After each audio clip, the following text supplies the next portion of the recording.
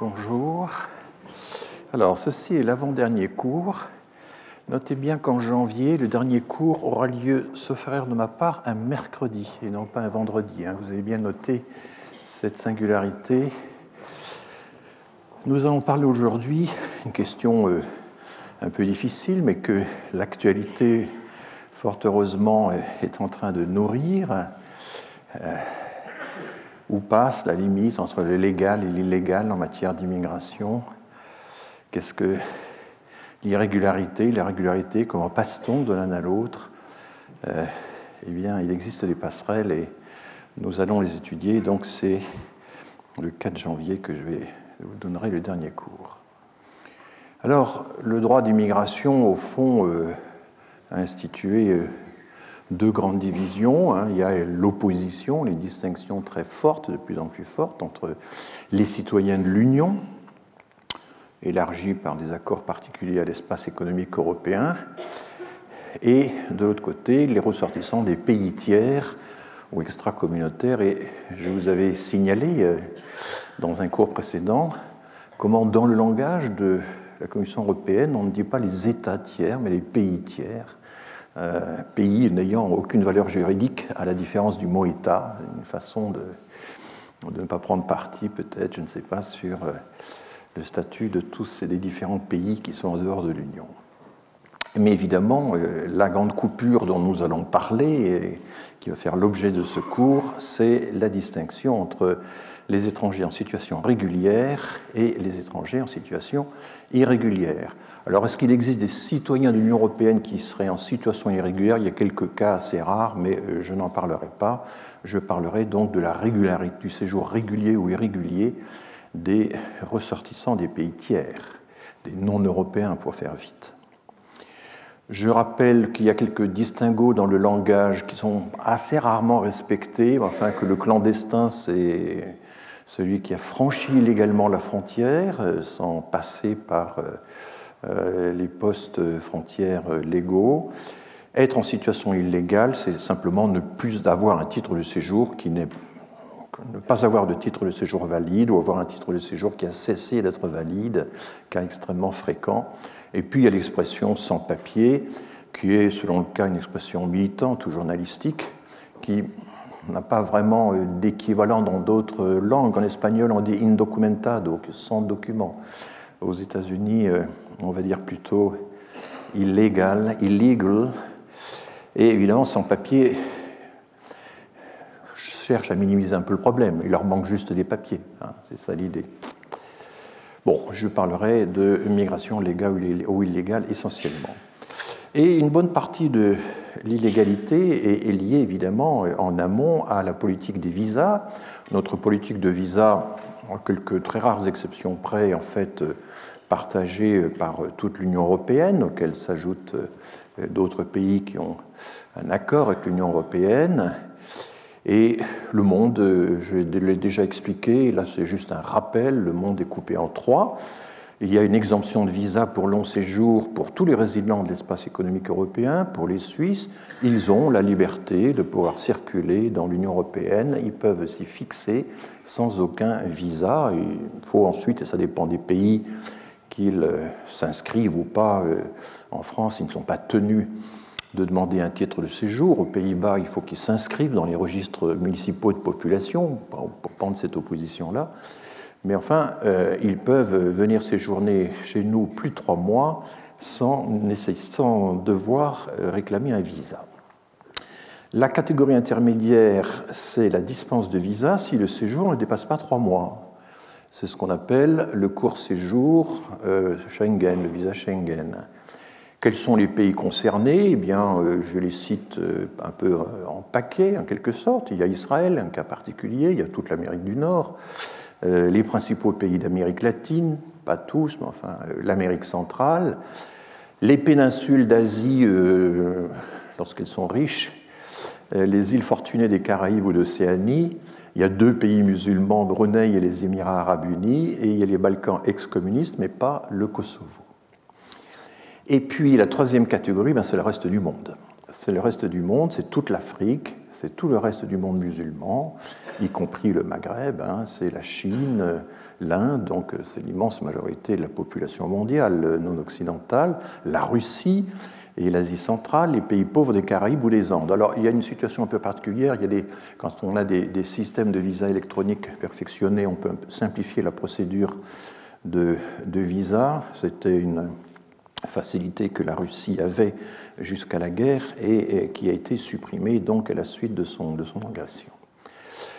Dans cette troisième catégorie, si vous voulez entrer dans un pays de l'Union européenne, que ce soit la France ou un autre État de l'Union, eh bien, c'est compliqué. Il faut exposer le motif du voyage, il faut fournir une attestation d'accueil, par exemple du particulier chez qui vous entendez être logé, ou d'un hôtel. Il faut justifier de ses moyens de subsistance, il faut avoir un billet de retour. Et finalement, dans la pratique, ça a été observé maintes fois, les chances d'obtenir un tel visa sont un peu liées à la position que vous occupez dans la société de départ. Voilà en gros. Et puis je passe au silence les difficultés passagères, par exemple la réduction des visas pour les Algériens ou les Marocains en représailles contre le refus de délivrer des passes consulaires aux personnes qui ont été, qu'on voudrait renvoyer dans ces pays. Bon, il y a... la situation est assez évolutive, mais voilà en gros la tripartition. Le monde est coupé en trois par ce code communautaire des visas, ça s'appelle comme ça, qui s'impose à l'ensemble de l'Union européenne. Évidemment, la difficulté, c'est les catégories 2 et 3, et vous avez dans les... dès que vous dépassez, overstay, dit-on en anglais, dès que vous dépassez la date d'expiration du visa de 3 mois, ça y est, vous êtes en situation irrégulière. Si vous avez l'intention de migrer, que vous venez pour prospecter, chercher un emploi, chercher un appui, un logement, etc., ça peut mettre plus de 3 mois, mais il faudrait retourner pour poursuivre la prospection, et ce qu'un certain nombre de gens ne font pas, et les voici donc en situation irrégulière. Vous pouvez aussi vouloir rejoindre un conjoint qui est déjà installé, mais il est encore trop tôt. Il faut attendre 18 mois pour avoir le droit de rejoindre son conjoint. Et si vous faites un séjour pour le rejoindre pendant, je sais pas, les vacances par exemple, et que vous dépassez le délai de 3 mois, ça y est, vous êtes en situation irrégulière et donc susceptible évidemment de recevoir une OQTF, une obligation de quitter le territoire français. Voilà donc une des sources qui à la fois définit la régularité et l'irrégularité, qui alors bien sûr, il existe, ça a toujours existé, mais on va voir à quelles conditions, des régularisations, des processus de régularisation. Parce que le problème de fond, c'est que c'est l'atteinte à l'ordre public. Et évidemment, un État peut pas, ça fait partie de sa fonction, de sa mission régalienne, comme on dit, ne peut pas admettre le non-respect de la loi systématique de la part des personnes qui séjournent sur son sol. Mais d'un autre côté, s'il laisse croître de façon indéfinie le nombre des personnes sans statut sur le territoire, c'est aussi une atteinte à l'ordre public et aucun État ne peut décemment admettre que croisse peu à peu le nombre des irréguliers sur son territoire. C'est un peu le problème des États-Unis, où on a 11-12 millions d'irréguliers sur le territoire, avec des tentatives qui ont failli aboutir d'ailleurs, de les régulariser massivement, mais qui finalement ont échoué, un peu de justesse, et qui aujourd'hui ne sont pas du tout à l'ordre du jour, vu l'état de l'opinion publique. Car la régularisation est inévitable sous une forme ou sous une autre. Et tout le problème, ça va être sous quelle forme. Et la forme qu'on choisit, elle dépend beaucoup de l'estimation que fait le gouvernement du coût politique d'une telle mesure. Comment l'opinion publique réagirait-elle selon la forme de régularisation adoptée? Il y a quelques moments où l'opinion publique est favorable à la régularisation, et c'est ce qui s'est passé au tout début du premier septennat de François Mitterrand, j'y reviendrai. On a eu une régularisation importante. Donc ces régularisations massives, collectives, consistent finalement à crever l'abcès, en quelque sorte, à apurer les comptes et on essaie en général d'avoir l'opinion publique avec soi. Ce qui est beaucoup plus courant, et nous sommes actuellement en France dans une situation qui est intermédiaire entre la deuxième et la troisième solution. La frontière n'est pas simple à tracer entre ces deux systèmes. Il y a ce qu'on appelle la régularisation au fil de l'eau, mais qui consiste quand même à mettre en œuvre un critère collectif. C'est ce qui prévalait, c'est ce qui a prévalu pendant pas mal de temps sous les septennats de François Mitterrand et Jacques Chirac. Il y avait l'idée qu'au bout de 10 ans, automatiquement, vous avez réussi à traverser tous les contrôles, vous vous êtes fait forcément une place, ça devenait quasiment automatique d'obtenir et c'était même inscrit dans les textes, dans les circulaires, en tout cas, peut-être pas dans la loi, mais au bout de 10 ans, vous étiez régularisé. Un autre exemple qui existe toujours, mais qui concerne un tout petit nombre de titres de séjour actuellement, c'est que vous êtes né à l'étranger, vous avez un enfant qui est né en France, ça peut être un enfant d'un conjoint, un enfant qui vous a été confié, si cette reconnaissance est reconnue en quelque sorte, et puis cet enfant, à l'âge de 13 ans, il atteint le premier stade de la majorité, puisque vous savez que nous avons trois étapes de la majorité, 13 ans, 16 ans, 18 ans. À 13 ans, un parent peut demander la naturalisation d'un enfant né en France, quelles que soient ses origines, et à ce moment-là, vous donnez parents d'enfants français, il y a une catégorie qui est prévue pour les parents d'enfants français, ils peuvent à ce moment-là obtenir un titre de séjour. Tout ça, ça concerne actuellement des chiffres très très faibles que je vous avais d'ailleurs montré sur un graphique quand j'avais détaillé les titres de séjour de la sphère familiale. Alors, on arrive au traitement au cas par cas. Il est très décrié parce que, évidemment, c'est une espèce de procès, d'instruction qui est mené. Et là, les associations ont des positions assez différentes. Certaines voudraient qu'il y ait des critères uniques, universels, collectifs qui seraient applicables immédiatement, et ça faciliterait les choses.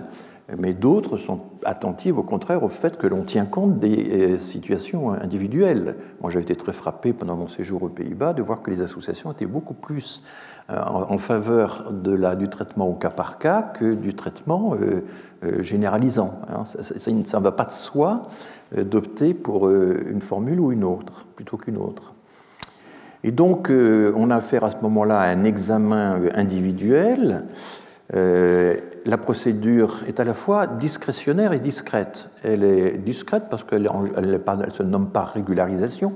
C'est une régularisation qui ne dit pas son nom, d'une certaine manière, qui est encore plus qu'au fil de l'eau, qui est au goutte à goutte, en quelque sorte.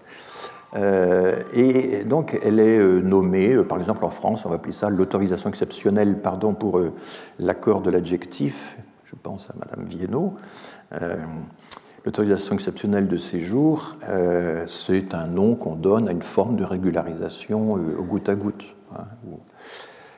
Bon, on y reviendra puisque tout ceci... et puis c'est discrétionnaire parce que ça dépend fondamentalement du pouvoir d'appréciation du préfet, qui est un pouvoir d'appréciation extrêmement large.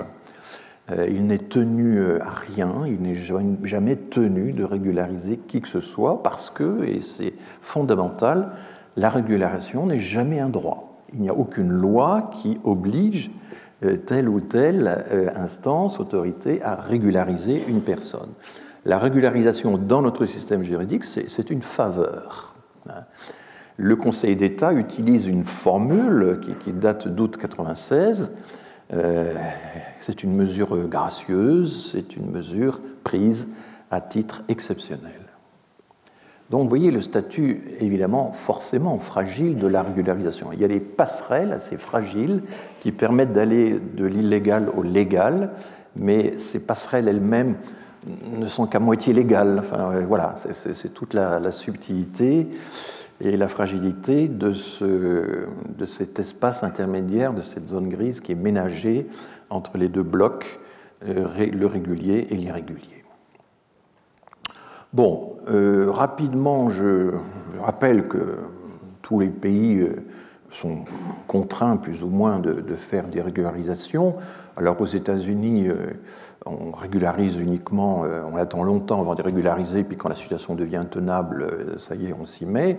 Une des plus grandes régularisations de l'histoire, c'est ce qu'on appelle l'IRCA, la loi sur la réforme et le contrôle de l'immigration, loi dite Simpson-Mazzoli, du nom des deux sénateurs. Il y en a un qui est sénateur du Kansas, l'autre du Wisconsin.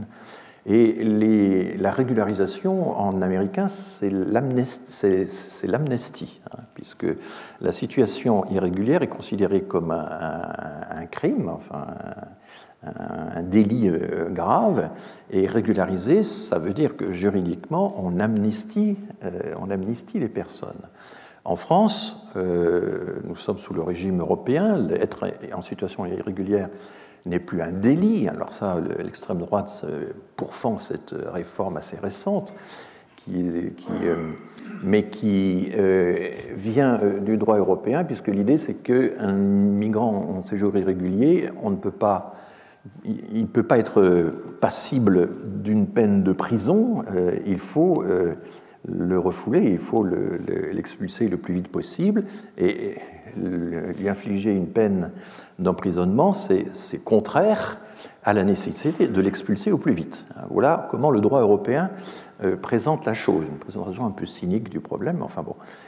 Donc du coup, nous avons dû nous aligner sur le droit européen. Ça ne s'est pas fait tout seul, hein. C'est la Convention européenne des droits de l'homme qui a été activée, c'est une jurisprudence de la Cour européenne des droits de l'homme, et il y a la directive retour qui a également été prise en compte, et puis surtout, il a fallu que la Cour de cassation, deux chambres de la Cour de cassation se prononcent sur le sujet pour obliger le législateur français donc à réviser sa législation et donc à considérer que les personnes en situation irrégulière n'étaient pas des délinquants, elles sont en infraction, et cette infraction appelle un certain nombre d'actes, de gestes, mais on ne peut pas parler en France d'une amnistie quand on régularise des personnes.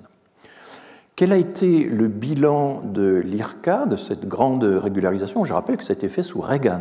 Hein, c'était à l'époque où Reagan était président. 3 millions de personnes régularisées, dont 2,3 millions de Mexicains. C'est peut-être pas tout à fait 3 millions, c'est un peu en dessous. Et le bilan qui a été dressé longtemps après, parce qu'il faut du recul pour dresser le bilan d'une telle opération, le bilan a été dressé par ma collègue Pia Warinius, avec qui j'ai co-signé un livre il n'y a pas longtemps, qui est donc à la Banque fédérale du Texas, Madeleine Zawotny, Do Amnesty Programs Reduce Undocumented Immigration? Evidence from IRCA. Donc, est-ce que les programmes de régularisation, d'amnistie, réduisent l'immigration illégale? Des éléments de preuve tirés de la loi donc IRCA. Et la réponse, parce qu'en fait la méthode a consisté à suivre de façon systématique le nombre des arrestations à la frontière, les apprehensions, et bien ces passages, nous avons l'équivalent de la statistique de Frontex, nous, aux frontières de l'Europe, eh bien les passages n'ont pas augmenté, il n'y a pas eu d'augmentation forte du nombre d'immigrés dans les années qui ont suivi la régularisation. Il y a eu des augmentations par moment, mais qui sont davantage liées aux variations de la conjoncture économique qu'à cette mesure. Donc c'est un des arguments assez forts quand même qu'utilisent les partisans des régularisations pour dire que non, il n'y a pas d'appel d'air notable, en tout cas l'une des plus grandes régularisations de l'histoire qu'on ait connue récemment, n'a pas donné lieu à un appel d'air qui aurait... Et c'est la raison pour laquelle, d'ailleurs, les grandes opérations de régularisation sont toujours strictement délimitées dans le temps. Il y a un jour précis à partir duquel on peut présenter sa demande de régularisation, ça s'arrête à une date précise, et l'idée que ça continuerait comme ça au fil de l'eau n'est jamais appliquée dans les grands programmes de régularisation dites massives. Qu'est-ce qui se passe dans ces programmes de régularisation? En général, les gens ne savent pas toujours qu'il y a une régularisation, ils n'osent pas sortir du bois, ils n'osent pas nécessairement se dévoiler, se présenter aux autorités pour bénéficier de la mesure, parce qu'ils redoutent que si elle est rejetée, à ce moment-là, ils sont expulsés. Donc il y a un risque, il y a un calcul de risque à faire.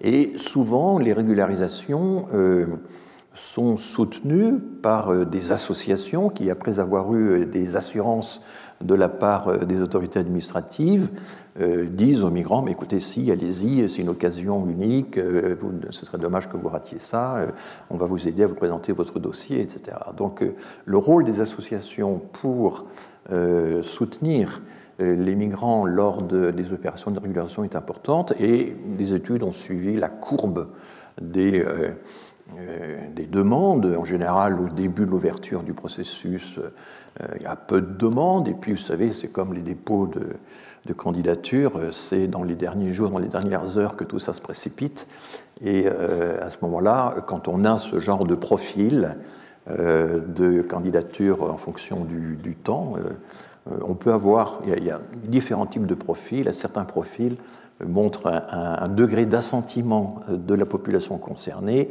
alors que d'autres, au contraire, montrent plutôt une réticence. Si le profil s'aplatit après la deuxième ou la troisième semaine, c'est le signe que les intéressés n'ont pas confiance.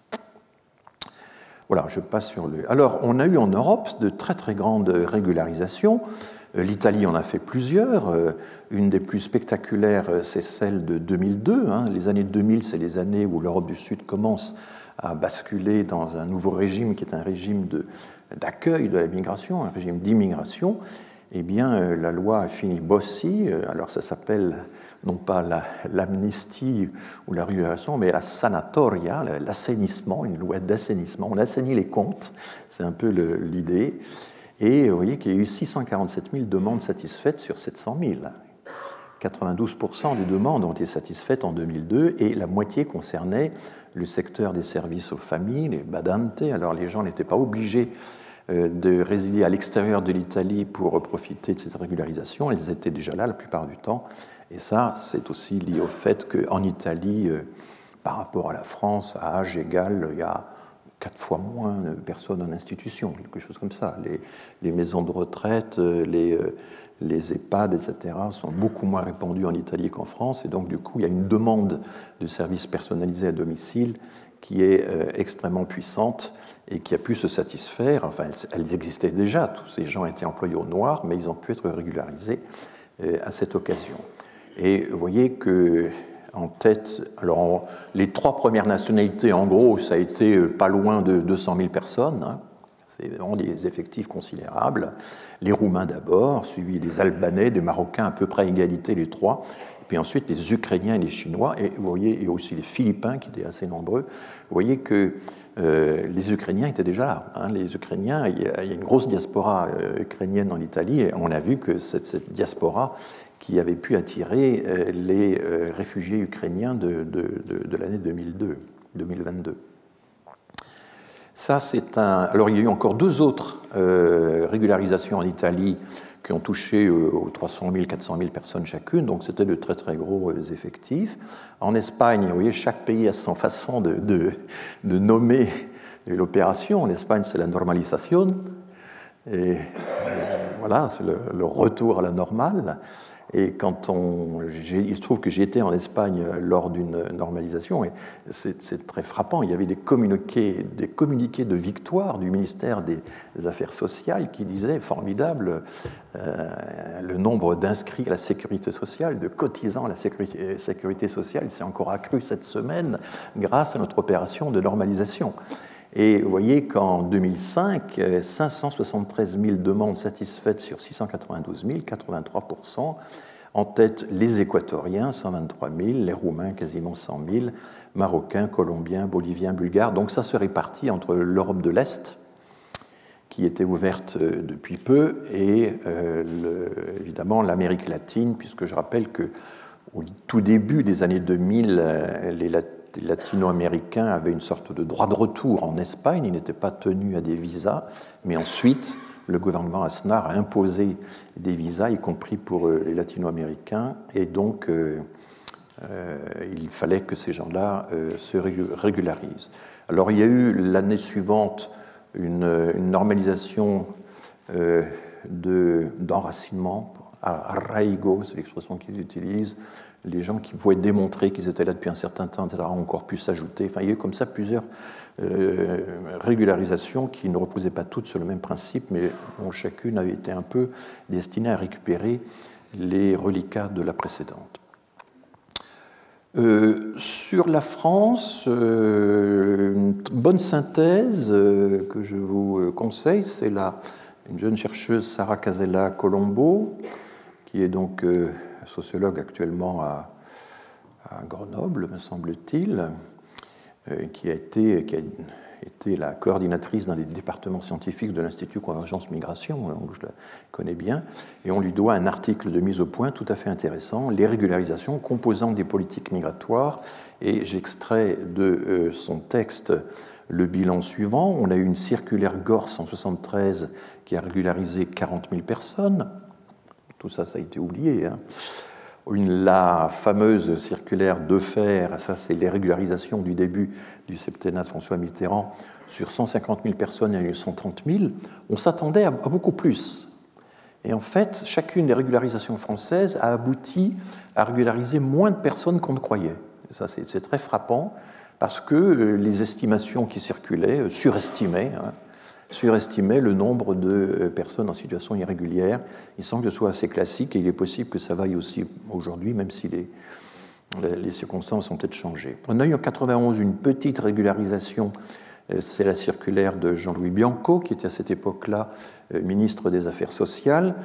Il y avait eu une grève de la faim, c'est spectaculaire, de demandeurs d'asile qui se plaignaient que leur dossier tardait des années avant d'être traité, plus de 4 ans, plus de 5 ans, et donc excédés, ils ont lancé une grève de la faim qui a abouti à cette circulaire.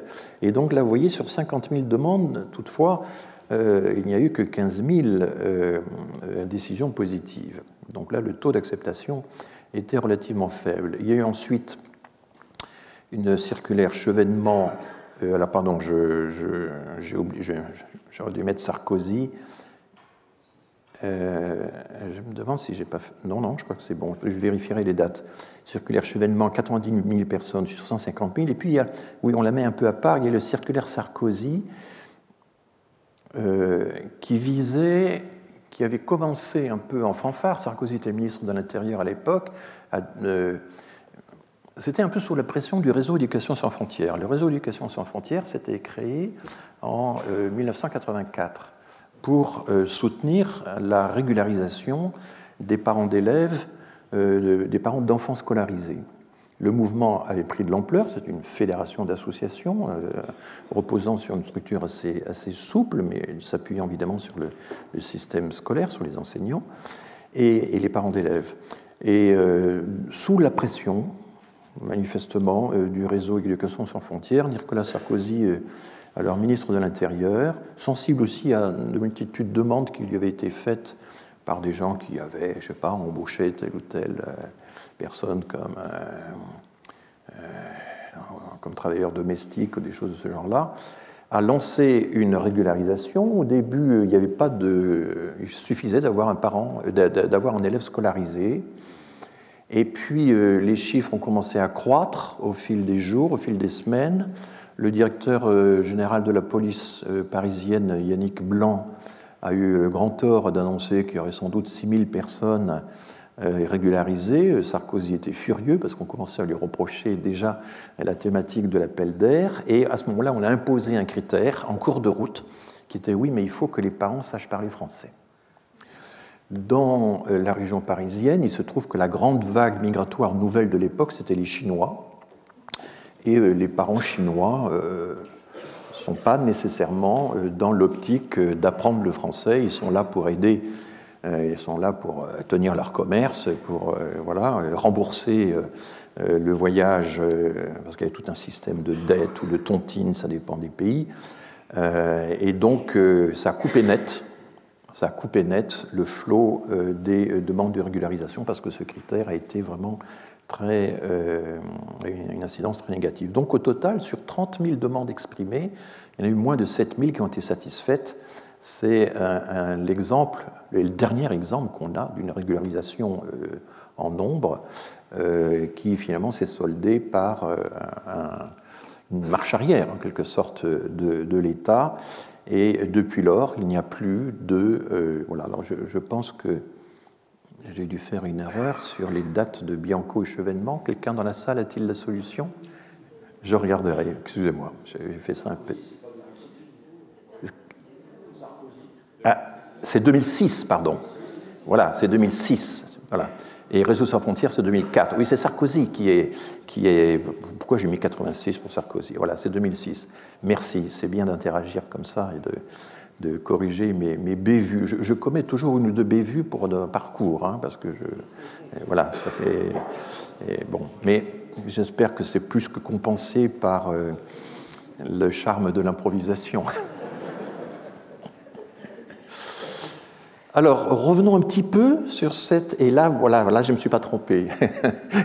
Revenons sur cette, quitte à une petite redondance, en insistant cette fois sur la mobilisation des sans-papiers qui a ponctué notre histoire et qui d'ailleurs apparaît dans le nouveau parcours permanent du Musée national d'histoire de l'immigration qui devrait ouvrir au printemps prochain. En 72, on a leur cirque, ce sont les circulaires évidemment, c'est pas le cirque, mais enfin, quoique. 72, la circulaire Marcelin-Fontanet, les circulaires, on subordonne l'obtention du titre de séjour au fait d'avoir un contrat de travail et un logement. Et alors ça, cette nouvelle contrainte, qui n'existait pas évidemment, ça va créer des sans-papiers et donc une première mobilisation de sans-papiers 1972. En 80, on a un épisode qu'on appelle parfois l'épisode de la French Confection. La French Confection, c'est le nom d'un documentaire de Michel Honorat à la télévision, parce que c'est des travailleurs turcs, mais ils n'étaient pas seulement turcs, il y avait aussi quelques Marocains, il y avait d'autres nations, enfin ils étaient fondamentalement turcs, étaient employés par les négociants juifs du Sentier. Vous savez qu'après les Turcs, ce sont les Chinois qui ont été utilisés dans ce genre de fonction. Il y a une noria un peu des origines. À cette époque-là, c'était des travailleurs turcs du Sentier qui étaient sans papier, avaient des horaires épouvantables, etc. Et ils sont allés voir un réalisateur télévision pour leur dire « Écoutez, il faut que vous fassiez une émission sur notre situation ». Et ils sont allés voir la CFDT, une section de la CFDT, qui a accepté de prendre fait et cause pour eux, à condition qu'ils se syndiquent à la CFDT. Et donc, il y a eu tout à coup quelques milliers d'adhésions supplémentaires à la CFDT parisienne, et c'est raconté avec beaucoup de vivacité, de verve, par la principale personne de la CFDT qui s'occupait de cette affaire, dans la revue Plein Droit, numéro 55, décembre 2002. Tous les numéros de la revue Plein Droit sont accessibles en ligne, hein, et donc je vous invite à prendre connaissance de cette histoire qui est intéressante. Et le représentant de l'État à cette époque, c'était Lionel Stoléru, qui est là dans une attitude très rigide. Enfin, attendez, on ne peut pas faire de contrat lorsqu'on est dans une situation clandestine, mais non, ce n'est pas dans la tradition de l'État français, mais enfin bon, opposant sans cesse des objections juridiques de ce genre, mais finalement, il va finir par céder, et une véritable négociation va avoir lieu, et ce sera une négociation victorieuse pour les intéressés. On ne sait pas trop les chiffres, il y a des chiffres proclamés on a parlé de 10 000 personnes, c'est peut-être plutôt 6 000, 7 000, enfin, c'était des effectifs importants, et ça a été un exemple étonnant, parce que ce sont vraiment les travailleurs en question qui ont pris l'initiative. Les travailleurs turcs aussi avaient une tradition de lutte syndicale qui n'existe pas dans tous les pays. Il y a aussi cet aspect-là qui compte. Voilà. En 81, c'est le triomphe de la gauche aux législatives du mois de juin, et là, je vous l'ai dit, 130 000, 135 000, 132 000, les chiffres varient un peu, parce qu'en fait, l'opération a duré au moins 2 ans, et donc on arrive à un peu plus de 130 000 quand on additionne les 3 années concernées. En 91, je vous l'ai dit, grève de la faim de demandeurs d'asile qui attendaient désespérément une décision en leur faveur, et donc une petite régularisation de 14 000 personnes. En 96, il y a le fameux épisode de l'église Saint-Bernard. L'église Saint-Bernard, c'est dans le 18e arrondissement. Ils avaient d'abord occupé Saint-Ambroise, et puis ensuite ils sont passés à... Mais là, Saint-Ambroise, Monseigneur Lustiger, qui était alors l'archevêque de Paris, a autorisé le curé à donner la clé de l'église à la police. Ça s'est passé comme ça. Donc ils sont réfugiés à l'église Saint-Bernard. Ça a duré assez longtemps. Et finalement, une grande opération d'évacuer ordonnée par la mairie de Paris, et le grand organisateur de l'opération, c'est Patrick Stefanini. Hein, c'est un des premiers exploits de Patrick Stefanini, qui était à ce moment-là chargé de mission à la mairie de Paris avec M. Juppé, qui donc mobilise. Il y a eu au total, quand on compte les policiers qui contrôlaient tout l'environnement, les gendarmes, etc., 1400 représentants des forces de l'ordre pour évacuer 210 subsahariens. C'était surtout des Maliens, des Sénégalais qui avaient occupé l'église Saint-Bernard. Il y a eu un comité d'intellectuels, de médiateurs, pour s'occuper de cette histoire. Il n'y a qu'une minorité qui ont réussi finalement à obtenir des papiers. Les autres ont été rejetés. Et puis donc 2004, pardon donc pour l'hésitation tout à l'heure, 2004, création de Réseau Éducation sans frontières, et donc circulaire Sarkozy de juin 2006. J'aurais dû nettoyer le... Alors cette dernière régularisation,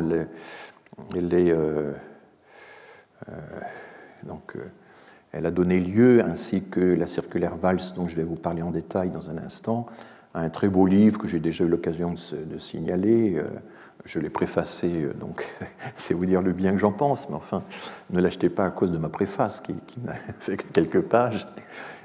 C'est un livre d'anthropologue.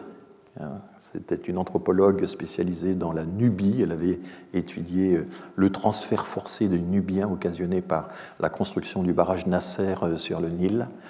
Et elle s'est reconvertie dans l'anthropologie de la France contemporaine parce qu'elle emmenait ses enfants à l'école. Elle s'apercevait qu'il y avait des longues files d'attente dans l'immeuble d'en face, qui était un des lieux où il fallait administrativement que les personnes en quête de régularisation au fil de l'eau puissent se présenter.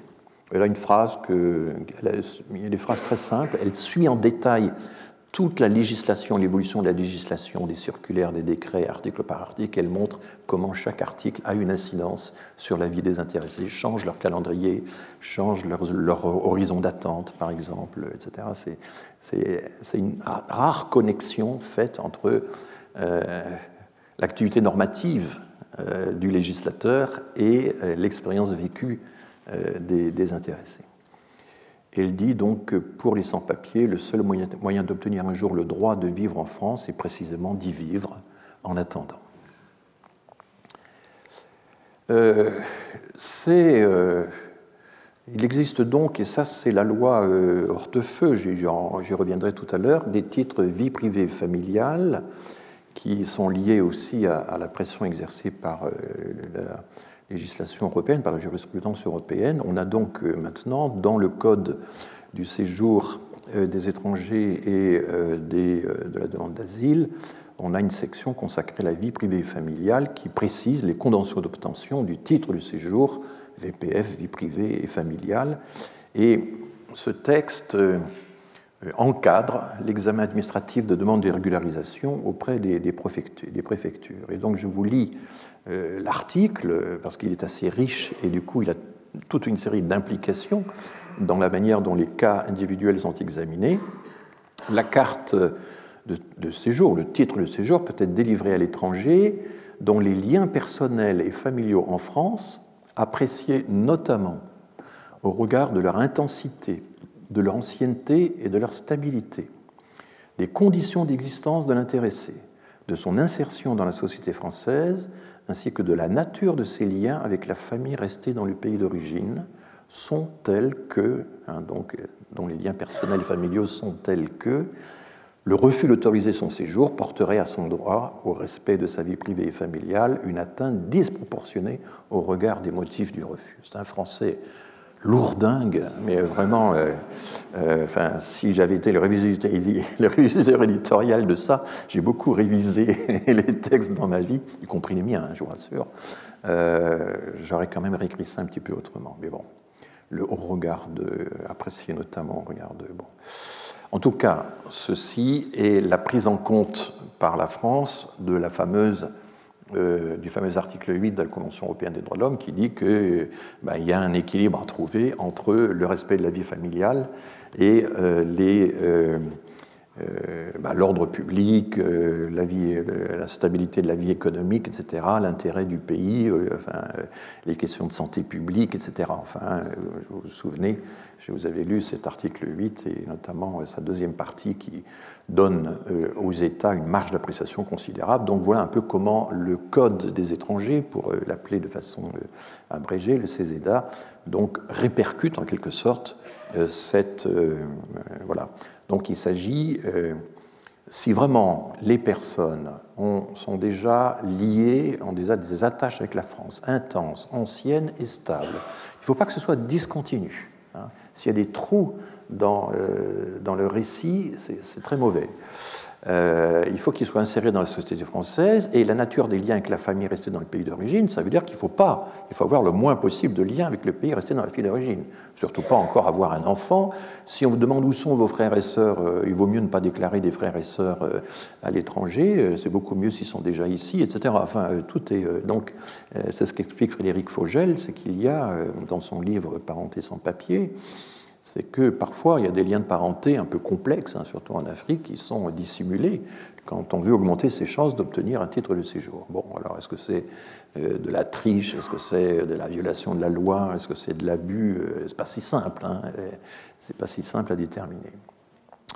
Et tout ceci, c'est une question de proportion, une atteinte disproportionnée au regard des motifs du refus. Donc si vraiment vous êtes là depuis longtemps, que vous êtes capable de démontrer... voilà. Alors la circulaire Valls, ça va consister à préciser tous ces critères qui là sont pour l'instant relativement flous. On a les domaines dans lesquels, voilà, puis on a quelques substantifs intenses, anciens, stables, mais c'est quoi la stabilité? C'est combien de fiches de paie par an? Vous voyez, ce genre voilà. Alors il y a un adage, la loi n'entre pas dans les détails. Ce sont les circulaires notamment qui s'en chargent. Ce qui laisse à l'administration, évidemment, une latitude considérable. Je rappelle qu'il y a tout de même certaines régularisations de droit, il y en a très peu, alors ce vocabulaire est un peu contesté. Un étranger résidant habituellement en France et dont l'état de santé nécessite une prise en charge médicale sous peine de conséquences d'une exceptionnelle gravité. Bon, là, il a droit à avoir un titre de séjour. C'est un droit que l'État a décidé un peu de façon systématique de lui accorder. Mais c'est un droit qui est assez fragile. Il ne serait pas surprenant qu'un jour, une Assemblée nationale, l'Assemblée nationale décide de réduire ce droit fortement. Enfin bon, ça semble... Par ailleurs, l'étranger... Alors ça, c'est la même chose que ce que je viens de vous dire, mais ce n'est pas une régularisation vraiment de droit. Il a le droit de demander une régularisation dans ce cas, mais il n'a pas un droit absolu à l'obtenir. Vous voyez la nuance. Et puis, donc, quand on est en dehors de ces cas, quand il ne s'agit pas de vie privée et familiale, qu'il ne s'agit pas d'état de santé, alors s'ouvre la possibilité d'une autorisation exceptionnelle de séjour et dont on va voir un peu comment elle... Alors, il y a quelques cas précis, là c'est dans une logique humanitaire et pas utilitariste. Il y a des motifs humanitaires exceptionnels. Il y a le fameux amendement Emmaüs qui a été ajouté, qui a modifié la loi de 2018, enfin qui a été voté lors du débat de la loi Collomb, la loi de 2018, qui dit que si vous êtes sans papier mais que vous travaillez au sein d'un organisme d'accueil communautaire ou d'activité solidaire, eh bien, ça peut vous donner droit à un titre de séjour. Donc ça, c'est l'association Emmaüs qui a fait tout un lobbying auprès des partis pour obtenir ce cas particulier de titre. Donc on parle familièrement d'amendement Emmaüs. C'est maintenant inscrit dans le CESEDA. Et puis, il y a le cas des mineurs devenus majeurs. Alors, c'est un tout petit nombre de titres délivrés chaque année. Dans le graphique que je vous ai montré, ça avait presque l'épaisseur d'une ligne. Ce sont des mineurs qui avaient été confiés à l'aide sociale à l'enfance entre 16 et 18 ans. Ils deviennent majeurs et à ce moment-là, ils peuvent obtenir un titre de séjour, mais ce sont des cas vraiment très, très réduits. Alors, entrons maintenant dans cette fameuse circulaire Valls, qui précise donc l'application de la loi Hortefeux de 2007. Qu'est-ce qu'il y avait avant?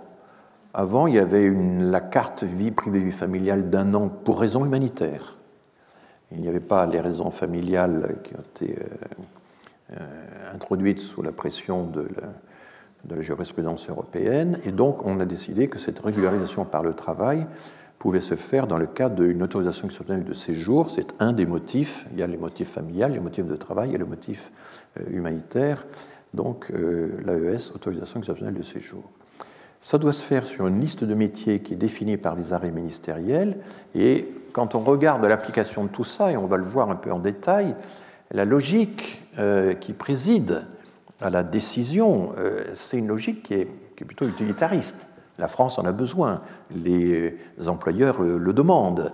On n'arrive pas à fournir, à recruter le personnel nécessaire dans les secteurs en question en s'adressant uniquement à la population française. Il faut donc avoir recours à des étrangers, surtout s'ils sont déjà là et qui font déjà le travail, etc. Bon. Mais en même temps, avec le temps, des critères plutôt méritocratiques, mais relatifs à une version républicaine du mérite, l'adhésion à des valeurs, des choses comme ça, va s'ajouter à la logique purement utilitariste. La circulaire Valls, donc, qui date de 2012, attribue donc une carte de salarié ou une carte de travailleur temporaire selon le cas. Et contrairement à certains pays, donc elle existe, elle a le mérite d'exister. En Belgique, par exemple, on n'avait pas l'équivalent de la circulaire Valls. Et donc, c'est à la suite de conflits parfois extrêmement durs, de grèves de la faim, de protestations très longues, que l'équivalent, que des régularisations peuvent être obtenues, comme ça avait été le cas en France dans les années 90. Donc, même si cette circulaire est fragile, et je vais vous parler de sa fragilité, elle offre à l'individu qui en bénéficie un statut relativement protecteur. Il peut, par exemple, changer d'employeur une fois qu'il est titulaire de cette carte. Il a le droit de changer de secteur, alors que le système qu'on nous annonce d'un titre de séjour pour travailleurs en situation irrégulière dans un métier en tension suppose qu'on reste dans ce métier en tension et que si on en change, vous verrez tout à l'heure une citation assez directe, ça peut être remis en cause. On ne sait pas encore, ça va être débattu par les députés et les sénateurs. Mais donc, en tout cas, la circulaire Valls offre un statut relativement protecteur avec une certaine mobilité, puis ça vous permet aussi de toucher des droits au chômage. Enfin, on a envie de dire que c'est la moindre des choses. Alors, comment s'y prend-on ? C'est simple, il n'y a que 4 dossiers à constituer. La régularisation pour donc bénéficier, donc postuler à l'autorisation exceptionnelle de séjour au titre du travail, ça suppose de constituer 4 dossiers. Bien sûr, il y a les pièces obligatoires d'état civil, de justification de domicile, il y a les fameuses preuves de présence, et il faut plusieurs documents par an, classés par ordre chronologique, donc les intéressés ont tout un classeur, un dossier où ils rangent leurs papiers. Et ces preuves de présence, ça peut être des preuves de présence, j'ai déjà eu l'occasion d'en parler à plusieurs reprises, donc je vais rapidement là-dessus, scolaires, médicales, associatives, voilà, de tous les secteurs professionnels, évidemment, mais enfin le professionnel est traité dans le 3e dossier. Donc, une série d'activités qui peuvent être à la fois médicales, éducatives et civiques ou bénévoles, et qui montrent une continuité de votre insertion dans la société française. Les fiches de paie, mais il faut toucher au moins un demi-SMIC pour pouvoir constituer ce dossier. Alors c'est assez compliqué, là je vous simplifie considérablement parce qu'il y a un très grand nombre de cas de figure. Les plus fréquents, c'est avoir au moins 5 années de preuve de présence, parce qu'évidemment il y a des années où vous étiez peut-être là, mais sans être capable de donner les preuves de présence, hein, c'est compliqué. 5 années de preuve de présence et vous avez travaillé 8 mois depuis 2 ans. Ça c'est un cas. Ou alors, vous avez 3 années seulement de preuve de présence et vous travaillez depuis 2 ans. Bon. Mais ce sont les cas de figure les plus simples. Il y en a encore d'autres, mais c'est les plus fréquents. Et puis, il y a un dossier d'embauche, qu'on appelle le dossier d'embauche. Ce sont les données concernant l'employeur, votre lien avec l'employeur. Il faut évidemment que l'employeur fasse une demande. Il faut qu'il sorte du bois, hein, lui aussi. Il faut qu'il dépose une demande d'embauche pour un travailleur étranger. C'est un formulaire spécial, CERFA numéro X. Bon. il faut le fameux cabis. Le cabis, c'est le statut juridique de l'entreprise. Et tous ces documents, il faut qu'ils datent de moins de 3 mois. Hein. Voilà. Il faut bien sûr la preuve que l'employeur cotise à l'URSSAF. Alors ça dépend un peu des secteurs, mais enfin, il faut fournir une copie du registre du personnel. Dans le bâtiment public, dans les travaux, dans le BTP, enfin, il y a encore des demandes adaptées au secteur. Et puis, si vous travaillez sous un nom d'emprunt, ce qui est très fréquent dans le travail au noir, si vous travaillez sous un alias, il faut une attestation de concordance, c'est-à-dire, ben voilà, le nom sous lequel je travaille, le nom d'emprunt sous lequel je travaille chez l'employeur depuis 5 ans, c'est en fait un nom qui me correspond à moi. Il y a une attestation de concordance délivrée par l'employeur qui dit, ben en fait, je faisais semblant d'embaucher X, mais en réalité, X cache Y. Bon. Voilà l'essentiel du dossier. Et vous êtes en situation irrégulière, il faut aller à la préfecture, si possible accompagné, pour pouvoir présenter le dossier. Et il vaut mieux que le dossier soit complet. Et donc les associations se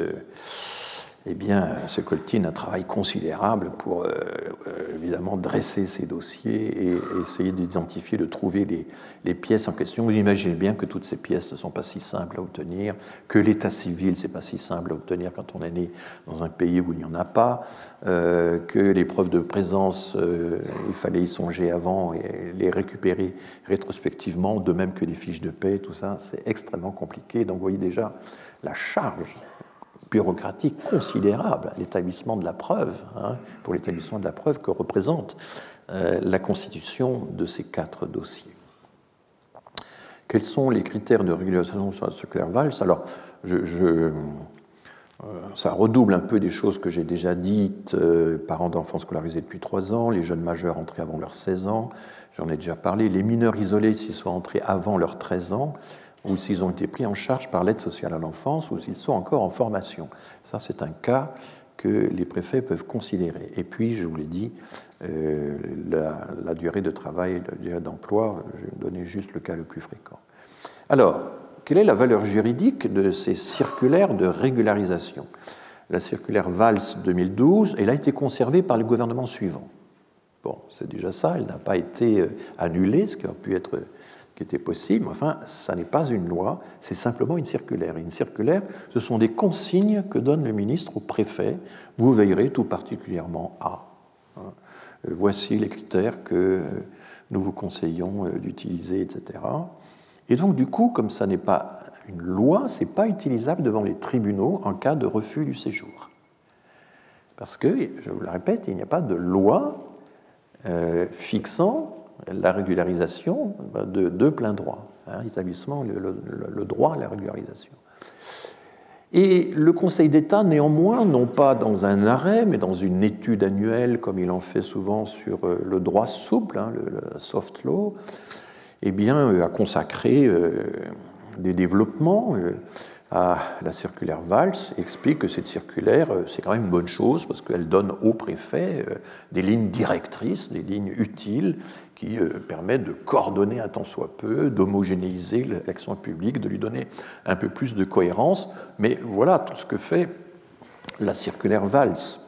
Et donc, dit le Conseil d'État avec peut-être une certaine candeur, c'est que tout cela donne un gage d'égalité pour les administrés. En fait, il y a des préfectures qui tout simplement n'appliquent pas la circulaire Valls, soit par volonté délibérée, soit par des mesures dilatoires ou l'absence de moyens consacrés. Enfin, on va voir un peu tout cela, parce qu'il ne faut pas seulement s'interroger sur le contenu des circulaires, il faut regarder dans la pratique comment elles fonctionnent, comment elles sont applicables, et ça c'est fondamental dans le droit des étrangers de regarder l'effectivité des droits ou des semi-droits ou des droits souples ou mous qui sont accordés par ces textes.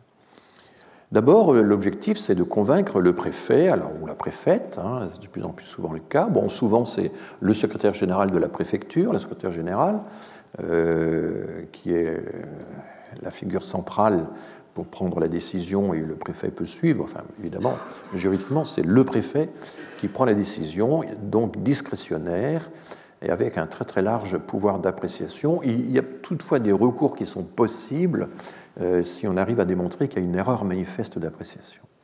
L'argument, actuellement, il y a plusieurs types d'arguments qui sont importants, qui sont propres à convaincre le préfet. Il existe déjà un lien fort avec l'employeur. L'employeur a accepté de déclarer l'intéressé, il lui a donné toutes les fiches de paie nécessaires, il a écrit une lettre de motivation tout à fait explicite, il a fourni un vrai contrat de travail, voilà, et il considère que l'employé lui donne satisfaction. Donc là, dans ce cas-là, évidemment, vous avez quand même beaucoup de chance de votre côté. Mais, je vous l'avais dit, tout ça c'est risqué, parce qu'on ne sait pas trop comment vont réagir les préfets. Vous avez certaines préfectures de la région parisienne qui ne donnent jamais de réponse positive. Donc les employeurs, les salariés hésitent, parce que si vous engagez dans la procédure et que finalement cette procédure se voit opposer un rejet, eh bien à ce moment-là, vous avez droit à une OQTF. Vous devez quitter le territoire français et à ce moment-là, l'employeur eh bien, le perd son salarié. Il ne peut pas embaucher des gens qui sont sous OQTF. Et là, vous avez un des mécanismes intéressants qui montre que lorsque des associations ou des politiques disent qu'il y a trop d'OQTF qui sont prononcés sans ménagement et que c'est une, je ne dis pas la seule évidemment, mais c'est une des explications du caractère contestable de ces OQTF. Il y a un surnombre d'OQTF, donc elles sont sous-exécutées, mais aussi parce que leur nombre est excessif. Il y a beaucoup de cas où elles n'ont pas beaucoup de sens.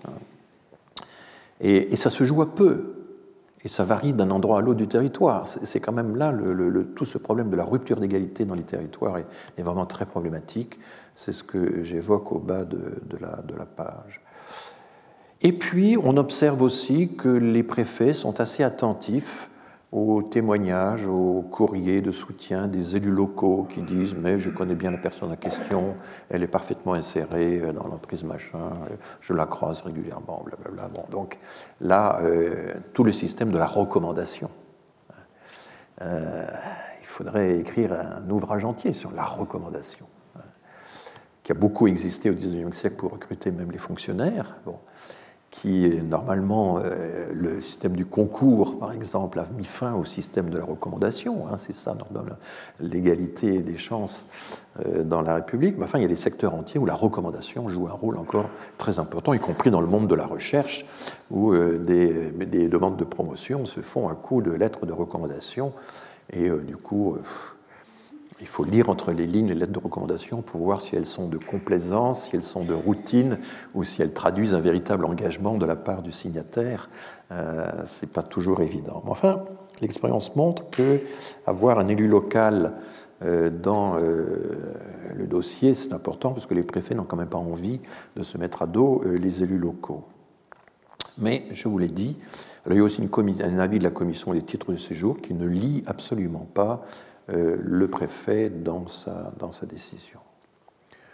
Bon, le gros problème sur l'effectivité des demandes d'admission exceptionnelle ou de séjour, c'est les délais d'instruction. Et là, il y a un document tout à fait saisissant, qui est très récent, vous voyez que mon information est à jour, qui date du 17 octobre 2022, c'est le rapport que fait la députée Blandine Brocard, députée de Lyon, devant la commission des lois de l'Assemblée nationale, sur la mission immigration, asile, intégration de la loi de finances 2023. Et elle entre en détail dans la description de tous les problèmes de prise de rendez-vous, de contact avec les préfectures, etc. Vous retrouvez une description équivalente aussi dans le rapport que le sénateur Jean-Noël Buffet a fait récemment, donc en 2022, ou le retrouvez déjà dans le rapport du Conseil d'État sur le contentieux des étrangers qui a été commandé par Édouard Philippe et remis en 2020. Enfin, on a maintenant toute une série de rapports, celui-ci n'est que le troisième, qui montre à quel point la situation des contacts entre le public et l'administration en ce qui concerne la situation des étrangers est devenue non seulement ubuesque, comme le dit Jean-Noël Buffet, mais kafkaïenne, hein, parce que ce sont des contacts qui doivent se faire en ligne, vous ne voyez plus à qui vous avez affaire, etc. Et alors, il semble, et il y a au moins il y a plusieurs témoignages qui concordent pour dire que les préfectures accordent une préférence au traitement des dossiers des personnes régulières, c'est-à-dire le renouvellement des titres de séjour notamment, et donc du coup considèrent que l'autorisation exceptionnelle de séjour, la régularisation au cas par cas, c'est vraiment secondaire, ça ne peut pas être prioritaire. Et elle cite, la rapporteure, elle cite une préfecture où les dossiers déposés en 2017 n'étaient toujours pas traités en septembre 2022. Le ministère de l'Intérieur, interrogé par la députée sur ces difficultés, affirme que ça concerne un nombre circonscrit de préfectures. Mais la CIMAD, également entendue par la rapporteure, dément tout à fait cette affirmation et dit que c'est malheureusement une situation assez fréquente. Donc, il y a un rapport de la CIMAD de 2016, joliment intitulé « À guichet fermé », qui rapporte les résultats d'une expérience. Un robot informatique visitait toutes les heures les sites de prise de rendez-vous des préfectures et a pu calculer comme ça de façon précise les délais de retard. Alors, le service informatique du ministère de l'Intérieur a désormais bloqué ce robot. On ne peut plus refaire l'étude qui avait été faite en 2016. Les explications données à la rapporteure, c'est que les effectifs sont sous-dimensionnés dans les services préfectoraux de l'immigration. Gérald Darmanin, auditionné par l'Assemblée nationale et par le Sénat, dit que c'est la faute aux socialistes qui auraient, lors du dernier de la présidence Hollande, réduit fortement les services préfectoraux. Je n'ai pas vérifié. C'est vérifiable si on regarde les lois de finances successives, hein, qui normalement budgètent les effectifs. Donc voilà, je n'ai pas vérifié, mais enfin, c'est lui botte en touche de cette façon-là. Sans annoncer qu'on va relever les effectifs, mais on me dit s'ils sont sous-dimensionnés, c'est la faute à mes prédécesseurs. Bon. Et certaines préfectures donc ont déclaré, ce sont les agents qui déclarent cela directement au rapporteur, qu'elles ont bel et bien décidé de réserver les créneaux de rendez-vous aux migrants en situation régulière. Et la défenseure des droits, interrogé par le rapporteur, par la commission des lois donc, de l'Assemblée nationale, a transformé cette consultation en un avis du 21 avril 2021, donc vous voyez que c'est assez récent, un avis sur les moyens consacrés par les préfectures à l'instruction des demandes de titre de séjour et signale que les AES sont vraiment traités en dernier lieu et souvent pas traités du tout. Donc vous voyez que cette régularisation au compte-gouttes, c'est un compte-gouttes qui, de temps en temps, où les tuyaux sont bouchés, quoi, carrément. La même chose est dite à propos toujours des AES et pas seulement des moyens des préfectures en général par le rapport du Conseil d'État, le fameux rapport sur les 20 propositions pour simplifier le contentieux des étrangers dans l'intérêt de tous, je crois que c'est ça le titre complet, et puis la CIMAD qui a fait une réponse écrite à la Commission des lois, donc ça fait au moins 3 témoignages qui convergent tout à fait pour expliquer à quel point ces autorisations exceptionnelles de séjour sont très très mal traitées. Alors, nous arrivons maintenant au projet de loi de 2023, donc, puisque pour l'instant ont eu lieu 2 débats sans vote. Il y a un débat à l'Assemblée nationale le 6 décembre, il y a eu quelques jours plus tard un débat au Sénat. J'ai consulté les vidéos parce que les textes, hier en tout cas, n'étaient pas encore disponibles, il faut un certain temps. Et donc je vais vous donner des extraits de ces débats, ils sont très intéressants, vous verrez pourquoi. En tout cas, alors Gérald Darmanin sur France Info le 6 décembre, le jour même d'ailleurs où il allait participer au débat sans vote à l'Assemblée nationale, fait une déclaration qui est reprise sur le site officiel Vie publique, où il esquisse ce que pourraient être des critères de régularisation, sachant que le débat parlementaire pourrait évidemment modifier cette liste. Et il en énumère 4. Évidemment que la personne est toujours son emploi. Donc, il s'agirait de régulariser des personnes qui travaillent dans des métiers en tension, donc des métiers non pourvus par Pôle emploi et où l'employeur donc peut identifier un besoin de main-d'œuvre. Encore faudrait-il que ces métiers en tension soient identifiés officiellement, et vous savez que cette liste, le grand problème, c'est qu'il est très difficile de l'actualiser. Il est très difficile de prévoir à l'avance pour l'année prochaine quels seront les métiers en tension, parce que les indicateurs qu'on utilise, j'avais eu l'occasion déjà de vous le dire, sont extrêmement volatiles. Les spécialistes de l'économie du travail ont beaucoup de mal à définir ce que seraient des indicateurs de tension, comment les calculer, parce que d'abord, ça varie beaucoup d'un secteur à l'autre, il y a des secteurs entiers passent très peu ou quasiment pas par Pôle emploi pour recruter leur personnel. Donc un indicateur qui se fonde sur les demandes de Pôle emploi qui restent en rade auprès des Français natifs, c'est un indicateur qui ne vaut pas dans des secteurs comme la restauration, par exemple, ou une bonne partie des métiers agricoles ou horticoles. Alors que la personne est toujours son emploi, dit-il. Et donc, si elle est privée de son emploi, qu'est-ce qui se passe? Elle perd son titre de séjour. La question lui a été posée, il n'y a pas de réponse pour l'instant, et plusieurs députés ou sénateurs, porte-parole de groupe, qui ont pris la parole dans ces débats sans vote, ont attiré l'attention du ministre sur cette lacune. Que se passe-t-il si la personne perd son emploi pour une raison X, Y? Enfin, on sait qu'actuellement, dans la crise énergétique qu'on connaît, dans les entreprises ferment plus aisément que ces dernières années. Donc, que le métier en tension soit toujours un métier en tension. Pas évident non plus. Est-ce que les coiffeurs sont en tension? Ils peuvent l'être l'année prochaine, mais pas l'année suivante. Et alors, à ce moment-là, que se passe-t-il pour l'intéressé? Si, vous voyez, la volatilité de toutes ces conditions risque de retentir sur la volatilité, de se traduire par la volatilité du titre de séjour. Mais un titre de séjour, c'est un titre. On ne peut pas imaginer qu'un titre soit volatile en dépendance comme ça des aléas de la conjoncture.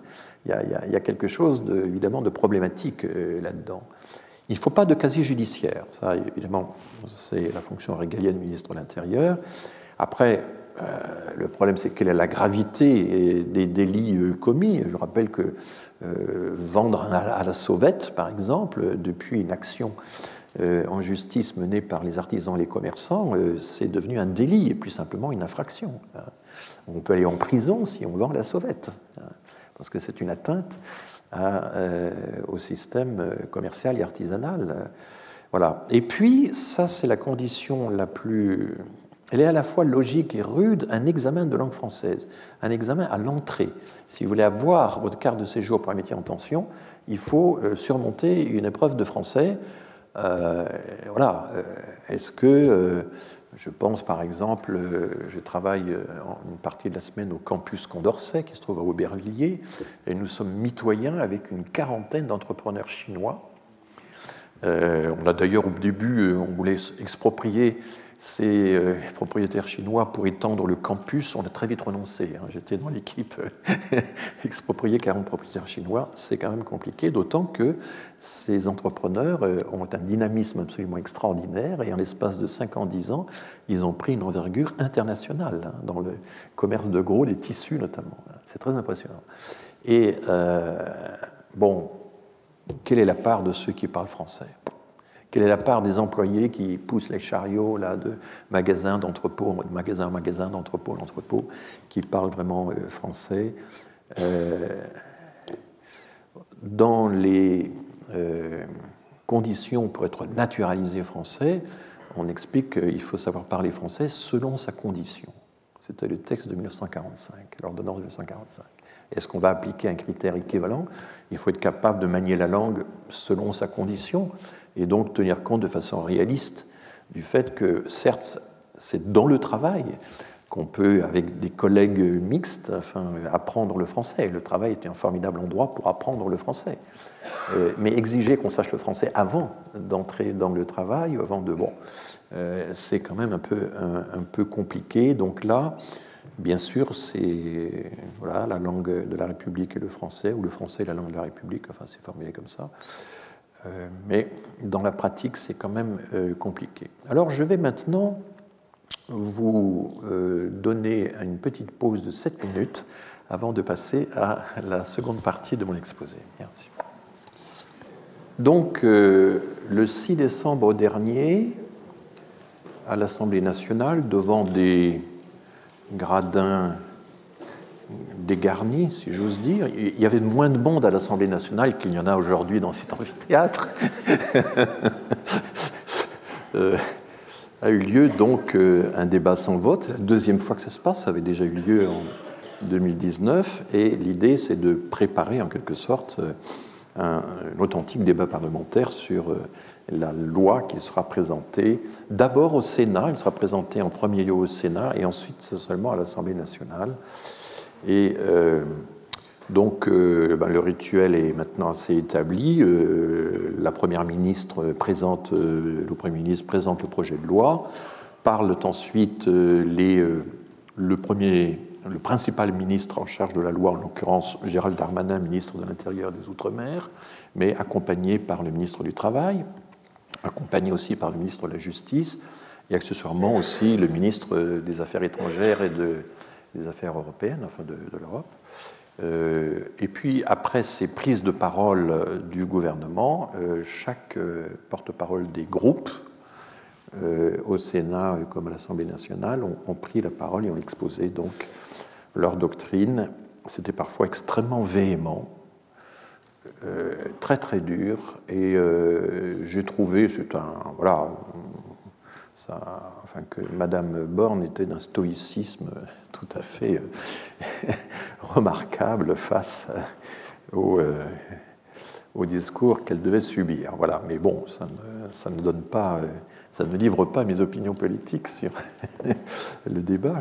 En tout cas, elle essaie évidemment, puisqu'on est dans une conjoncture assez spéciale. Il n'y a plus, le gouvernement n'a plus la majorité, il doit composer avec cette assemblée plus droitière que jamais, où il y a une certaine les restes d'une opposition de gauche assez turbulente, mais enfin, bon, et face au 49.3, à l'expédient du 49.3 qui maintenant est utilisé systématiquement, il y a des motions de censure à répétition, mais vainement. Enfin, donc la solution maintenant pour ce projet de loi sur l'immigration, c'est d'essayer de trouver un compromis et d'aller intéresser sur certains articles des députés de gauche, sur d'autres des députés du centre, sur d'autres encore des députés à droite. Il faudra regarder ça avec intérêt, évidemment. C'est sans doute en février-mars que ça se passera à l'Assemblée nationale. Alors, dans le discours assez général, l'idée c'est que tout ceci soit équilibré, qu'il y ait d'un côté la répression de l'immigration illégale, mais de l'autre une ouverture, notamment l'ouverture par la régularisation des personnes qui travaillent depuis suffisamment longtemps dans des secteurs en tension. Et Elisabeth Borne commence par rappeler rapidement l'état de la législation. Si les employeurs ne parviennent pas à trouver la main-d'œuvre dont ils ont besoin, ils peuvent la faire venir de manière légale. Donc elle rappelle d'abord qu'il y a un système légal avant la régularisation. Un employeur, continue-t-elle, peut toujours solliciter une autorisation de travail s'il démontre qu'il n'a pas pu pourvoir le poste en déposant une offre auprès de Pôle emploi. Pour certains métiers particulièrement en tension, l'employeur est même dispensé de cette justification. Donc elle rappelle effectivement le système actuel. Les métiers en tension, ça vaut pour un secteur entier, mais l'employeur peut démontrer que dans son entreprise, dans le lieu où il travaille, il peut avoir en quelque sorte l'équivalent d'une tension qui serait locale ou particulière. Bon. La question de la régularisation, alors je ne vais pas réussir à lire ces textes avec la même tenue de la voix que la Première ministre, qui a une voix comme ça tendue, imposante, c'est assez étonnant. La question de la régularisation peut se poser pour des personnes en situation irrégulière présentes sur notre sol depuis des années et qui travaillent depuis longtemps. Avant que l'extrême droite ne tente une nouvelle manipulation, je le répète, il ne s'agit en aucun cas d'une régularisation massive. Alors donc ça c'est là évidemment le problème, et je vous ai dit, il faut bien régulariser. Et comment va-t-on le faire? Voilà, de façon massive, de façon, etc. Et donc il y a une opposition absolument radicale et un soupçon systématique de régularisation massive. Tout ça c'est quand même très rhétorique, ce sont des jeux quand même très... Voilà. Et donc on régularisera, mais en batch, comme on disait autrefois dans l'informatique, par fournée ou voilà, ou goutte à goutte. Oui. Donc, elle essaie d'anticiper à l'avance l'objection importante qui va être faite d'ailleurs non seulement par le Rassemblement national, mais aussi par une bonne partie de la droite républicaine. Gérald Darmanin prend la parole et commence, et ça c'est assez intéressant, par une célébration de l'immigration, à laquelle il ne nous avait pas tout à fait habitués quand même. Nous pensons que l'immigration fait partie de la France et des Français depuis toujours. Il va d'ailleurs, à la fin du débat, revendiquer lui-même sa double ascendance migratoire, puisqu'il est petit-fils de harki d'un côté et petit-fils d'un juif maltais né en Tunisie de l'autre. Enfin, il va répondre ça à Esther Benbassa, la sénatrice qui elle-même a des origines séfarades. Enfin, il y a un petit jeu là, donc qui revendique ses origines. Là, nous pensons que l'immigration fait partie de la France et des Français depuis toujours. L'immigration est un fait qui fait aussi la France, qui a fait son passé et qui fera sans doute son avenir. Il ne sert à rien d'être contre. Que veut dire être contre le mouvement des hommes sur la Terre? Une partie d'entre eux fuit à cause de la misère, de la persécution ou des événements climatiques. Alors, il ne sert à rien d'être contre l'immigration, je me reconnais un tout petit peu, puisque j'ai écrit un livre pour expliquer que ça n'avait pas de sens d'être pour ou contre l'immigration. C'était même un des thèmes de ma leçon inaugurale, mais je ne pense pas que Gérald Darmanin passe beaucoup de temps à regarder les cours du Collège de France, et je ne l'ai jamais vu parmi nous, mais peut-être que tel ou tel conseiller qui lit à sa place et écrit à sa place. C'est un homme d'une très grande éloquence, hein. Je tiens à dire que Gérald Darmanin, quand il est en face à face dans une discussion face à des députés, des sénateurs, etc., il a un mordant, une rapidité de réaction. Ce n'est pas un langage extrêmement raffiné, mais ce sont des arguments qui sont d'une vélocité tout à fait étonnante. C'est un dialecticien redoutable. Hein. C'est quelqu'un qu'il faut prendre au sérieux. Je tiens à le dire. Bon. Donc, que veut dire être contre le mouvement des hommes sur la Terre? C'est beau quand même. On dirait que ça a été écrit par la CIMAD. Il n'y a pas d'étrangers dans ce monde. Vous savez, c'est le slogan de la CIMAD. Une partie d'entre eux fuit à cause de la misère, de la persécution des événements climatiques. Bon, alors là, il faut quand même que je redresse un petit peu, puisque c'est dit également dans le discours d'Elisabeth Borne, ça n'est pas les plus misérables qui migrent le plus. Ce sont les pays qui sont au niveau moyen d'échelle du développement, je vous en ai déjà parlé. Les événements climatiques occasionnent des déplacements à l'intérieur des pays qui sont certes importants, mais pour l'instant, il y a très très peu de migration internationale qu'on est capable de dériver du dérèglement climatique. Ce n'est pas vraiment attesté. La persécution, oui, mais enfin, ce n'est pas uniquement la persécution, c'est les conflits. Vous pouvez être victime de conflits. Voilà, l'habitat, le quartier est détruit, l'école est détruite, la boulangerie ne marche plus, etc. Ce n'est pas une persécution contre vous, c'est un état de guerre général qui rend la vie impossible et vous, vous allez voir, vous êtes obligé de quitter les lieux. Bon. Donc, vous voyez, les trois grandes causes de la migration sont mal identifiées. Ça, je trouve ça assez étonnant. Là, oui, il devrait venir suivre mes cours. Bon, bref. Et alors, il poursuit, à quoi cela sert-il d'être contre l'immigration lorsque, depuis le 1er janvier 2022, les demandes d'asile ont bondi de 68% en Europe, alors évidemment, les Ukrainiens y sont pour beaucoup, mais pas seulement, que les gouvernements soient d'extrême droite ou de gauche. Quand la France manque cruellement de vocation, que signifie être contre l'arrivée de médecins, d'infirmiers, de maçons, d'ouvriers agricoles qui travaillent dans les vignes, par exemple, ou de prêtres? Je cite Gérald Darmanin, ça date du 6 décembre dernier. Et l'usage du mot vocation pour englober tout ça est assez amusant, puisque ça englobe les prêtres et les gens qui travaillent dans les vignes. Les vignes ne sont pas les vignes du Seigneur, ce sont d'autres vignes. Et ce qui est intéressant quand même aussi, c'est qu'il englobe là-dedans des niveaux de qualification très variés. Il y a les médecins, mais il y a aussi les infirmiers, il y a les maçons, et en fait, il couvre tous les champs. Et ça, c'est intéressant, parce que l'idée qu'on aurait besoin surtout de hautes qualifications, d'une numération choisie, etc., qu'il va développer par ailleurs, quand même, sans se rendre compte que ce morceau d'éloquence tout à fait sympathique est un peu un hors-d'œuvre par rapport à ce qu'il va ensuite préconiser. Mais enfin, la France manque cruellement de vocation dans tous les sens du terme. Cela ne signifie rien d'autre, donc avoir peur de tout ça, cela ne signifie rien d'autre que la peur de l'altérité.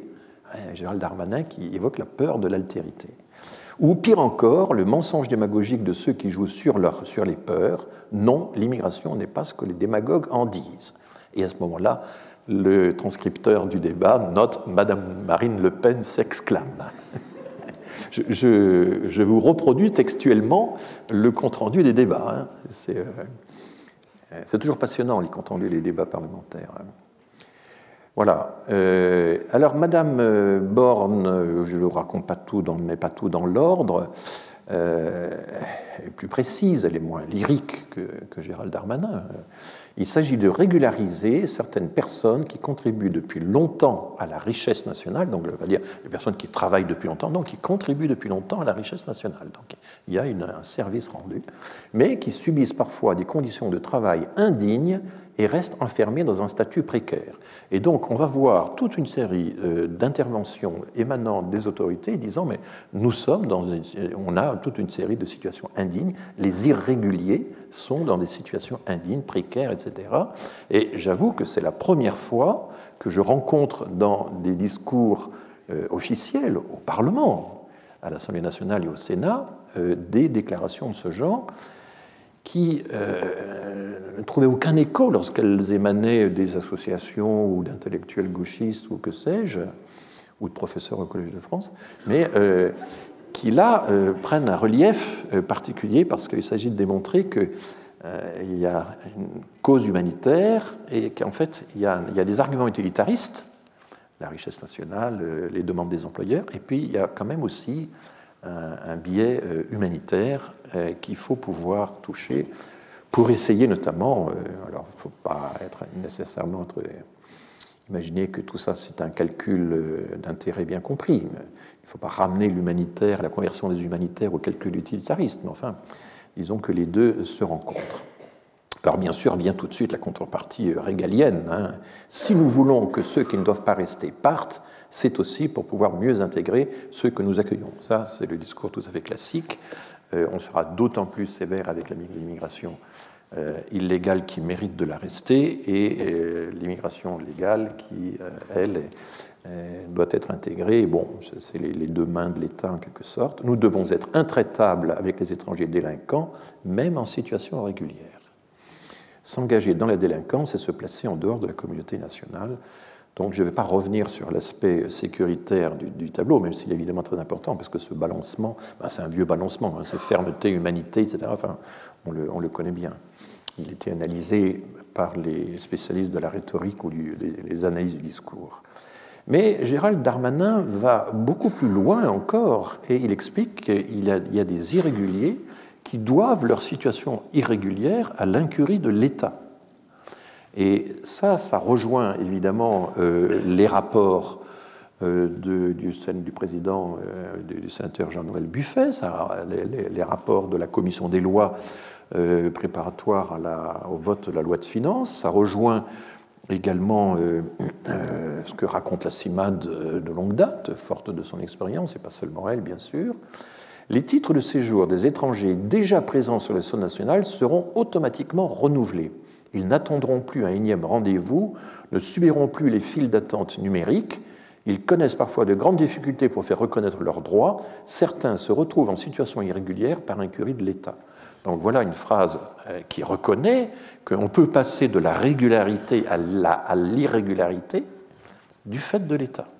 Que l'État, par son incurie, par son incapacité à gérer des rendez-vous, à en fait mettre les effectifs nécessaires pour gérer les rendez-vous. C'est ça qu'explique très bien le rapport du Sénat. Le rapport du Sénat montre qu'il y a la justice administrative doit désormais tenir l'agenda des préfectures, à la place des préfectures, tellement il y a un contentieux lié au fait que certains délais sont dépassés par les préfectures dans la prise de rendez-vous. Donc voilà, certains se retrouvent en situation irrégulière par incurie de l'État. J'ai mis ce manque de phrase en gras parce que je le trouve intéressant.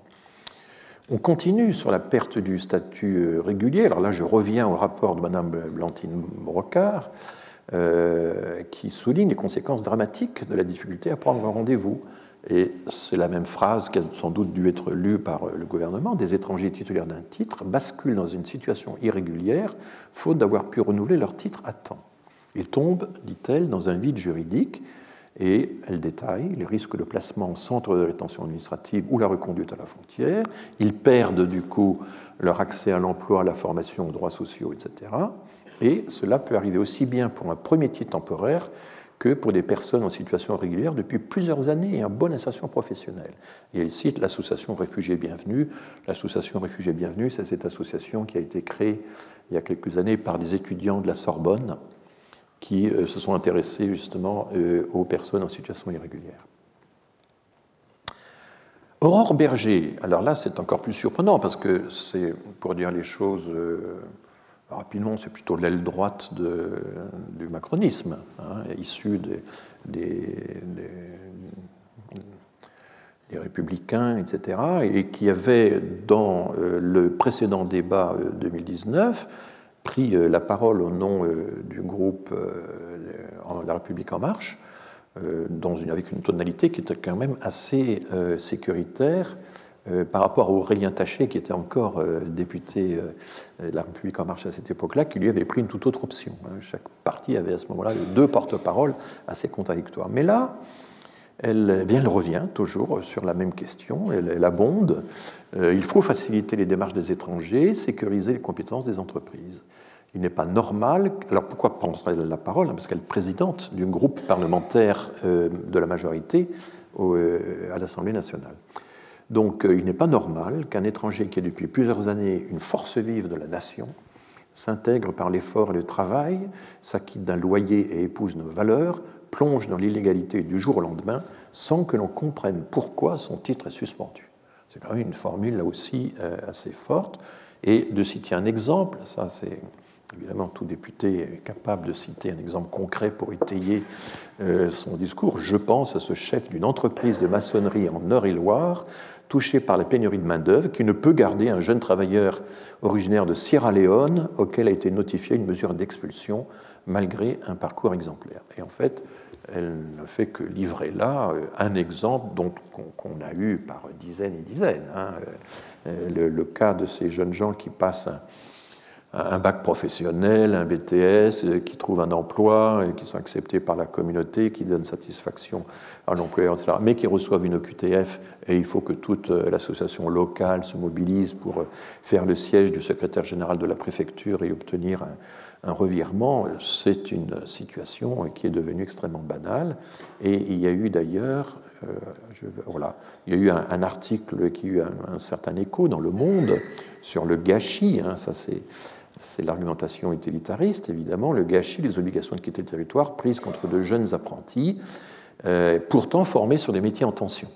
Et cet article était assez long, étayé sur toute une série d'exemples très, très précis, et je pense qu'il a dû exercer son influence, incontestablement, puisque, en fait, les principales personnes qui prenaient la parole dans cet article, c'était des responsables de formation, c'était des responsables de... Voilà, il y a comme une insistance du gouvernement sur l'apprentissage, sur la formation professionnelle, et c'était les professionnels du secteur qui disaient à quel point ils perdaient un temps considérable pour essayer de rattraper les procédures d'évolution de titre de séjour en faveur des jeunes qu'ils venaient de former. Donc, oui, dans ces débats, il y a aussi les présidents de commission, j'ai oublié de le dire, ou les présidentes de commission qui prennent la parole à tour de rôle des commissions intéressées. Donc, la présidente de la commission des affaires sociales, Fadila Khattabi, qui est députée de la Côte d'Or, dit « En tant qu'ancienne enseignante dans un CFA, un centre de formation d'apprentis, vous voyez la jonction avec le terrain, j'ai rencontré à de nombreuses reprises des chefs d'entreprise désespérés de ne pouvoir embaucher définitivement leurs apprentis, pourtant motivés et compétents, faute de délivrance d'un titre de séjour lors de leur passage à l'âge adulte. De telles injustices, contre-productives pour notre pays et notre tissu économique, ne doivent plus se produire. » Et donc là, vous avez un argument utilitariste, mais en même temps, il y a aussi l'argument des droits qui intervient. Vous voyez comment les différents registres, inévitablement, se mêlent, et c'est assez intéressant. Alors, le président de la commission des lois a un discours un peu plus général. Il nous revient aussi, à nous, à l'Assemblée nationale, de sortir de l'incroyable hypocrisie qui consiste à compliquer la vie de celles et ceux qui, travailleurs étrangers en France, rendent service à la nation. Je demande donc au gouvernement la régularisation de ces salariés exerçant dans les métiers en tension au moyen d'une procédure de plein droit. Cette expression de plein droit est importante parce que normalement, là, on n'est plus dans le discrétionnaire ou on est dans du conditionnel qui pourrait être vérifié sur des critères fixes. Donc, le président de la commission des lois, M. Sacha Houlier, député de la Vienne, député donc Renaissance de la Vienne, poursuit. Je demande donc au gouvernement la régularisation de ces salariés exerçant dans les métiers en tension au moyen d'une procédure de plein droit, sans dépendre de leurs employeurs, parce que ça, c'est une des innovations de la réforme, c'est que cette fois, ce ne serait plus à l'employeur de demander la régularisation, ce serait à l'intéressé lui-même qui pourrait demander une régularisation sans avoir le consentement de l'employeur, sans que l'employeur prenne l'initiative. On va voir si cette disposition sera adoptée ou pas. Sans dépendre de leurs employeurs, cette régularisation améliorerait leurs conditions de travail et plus globalement celles de leur métier et de l'ensemble du salariat. Le travail nous rassemble et nous lie. Jamais les droits des travailleurs étrangers ne doivent être opposés à ceux des travailleurs français dans nos entreprises. C'est beau quand même, hein ? Voilà.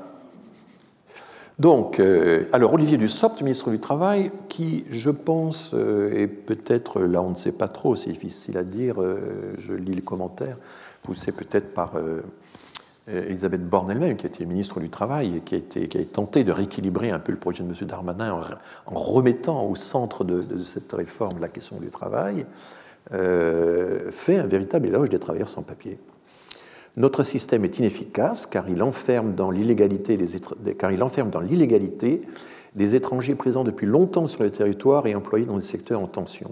Ces personnes, qui sont malheureusement parfois pointées du doigt dans le cadre du débat que nous avons ouvert, contribuent à l'économie française.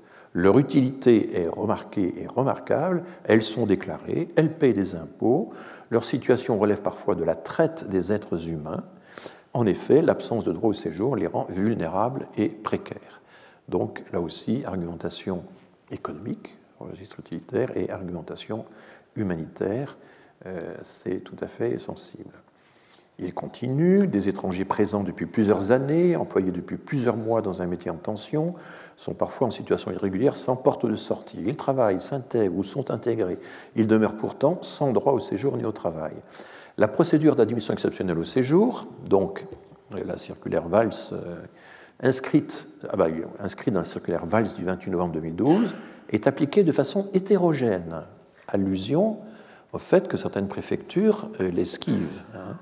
De surcroît, elle laisse un grand pouvoir à l'employeur, on ne parle pas du pouvoir laissé au préfet, on parle du pouvoir laissé à l'employeur, puisque celui-ci doit soutenir la démarche, ce que ne font pas les plus indélicats.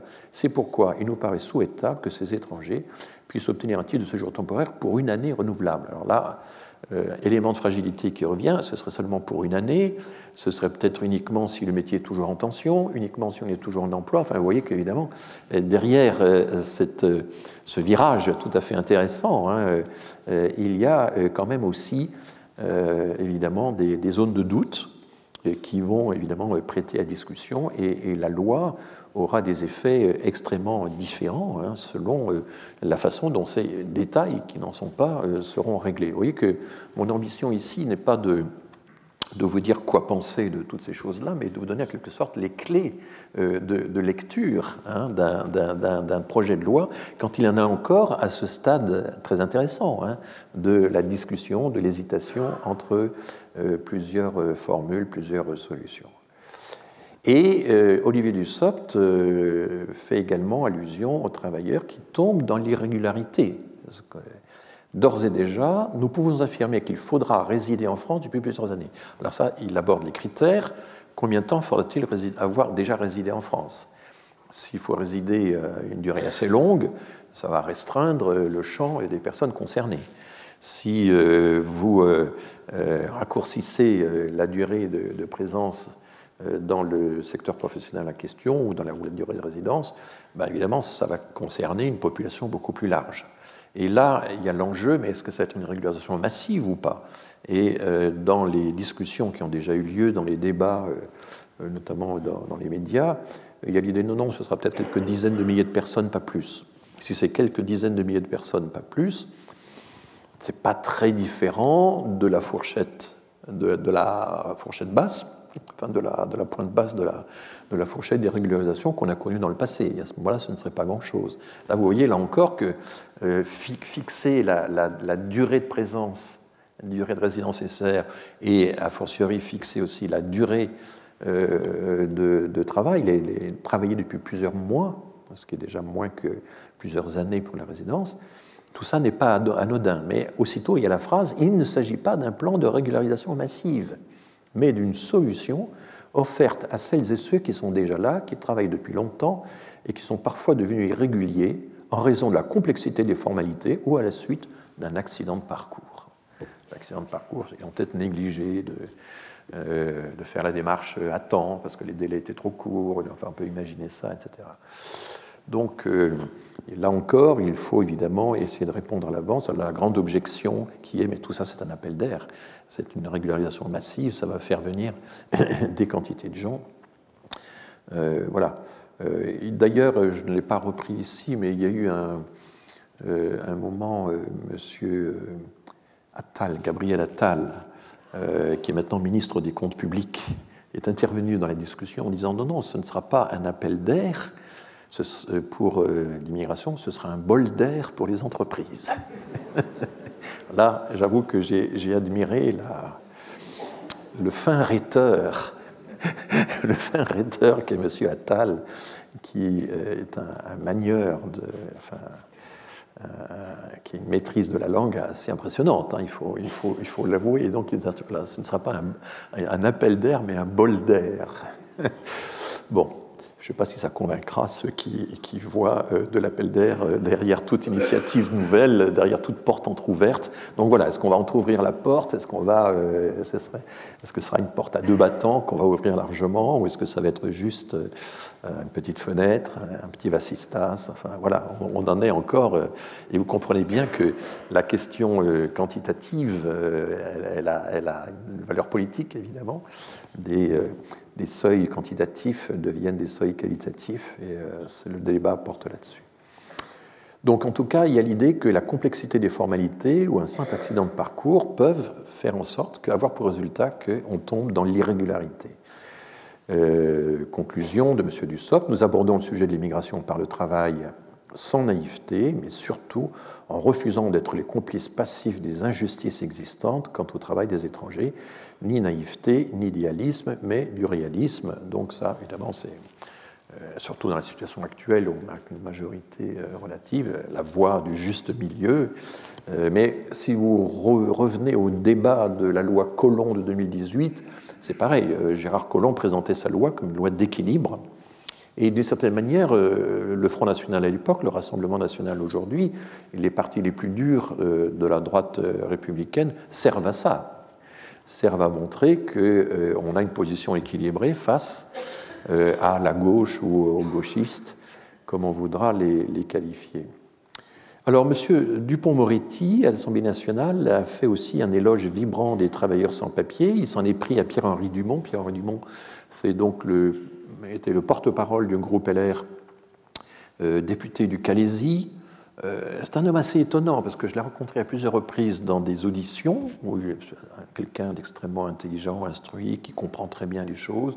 On lui montre des statistiques, il comprend très bien, etc. Mais quand il va à la tribune et qu'il se met à lancer des discours, c'est d'un simplisme et d'une violence tout à fait étonnant. Là, il y a un homoduplex, vraiment. Et c'est très, très curieux de voir comment peut fonctionner. Et donc, tout son discours, ça a été vous avez été lâche, lâcheté en faisant lâcheté. Et voilà. Donc, c'est un discours très psychologique. Vous n'avez pas eu le courage d'aller à fond dans vos réformes.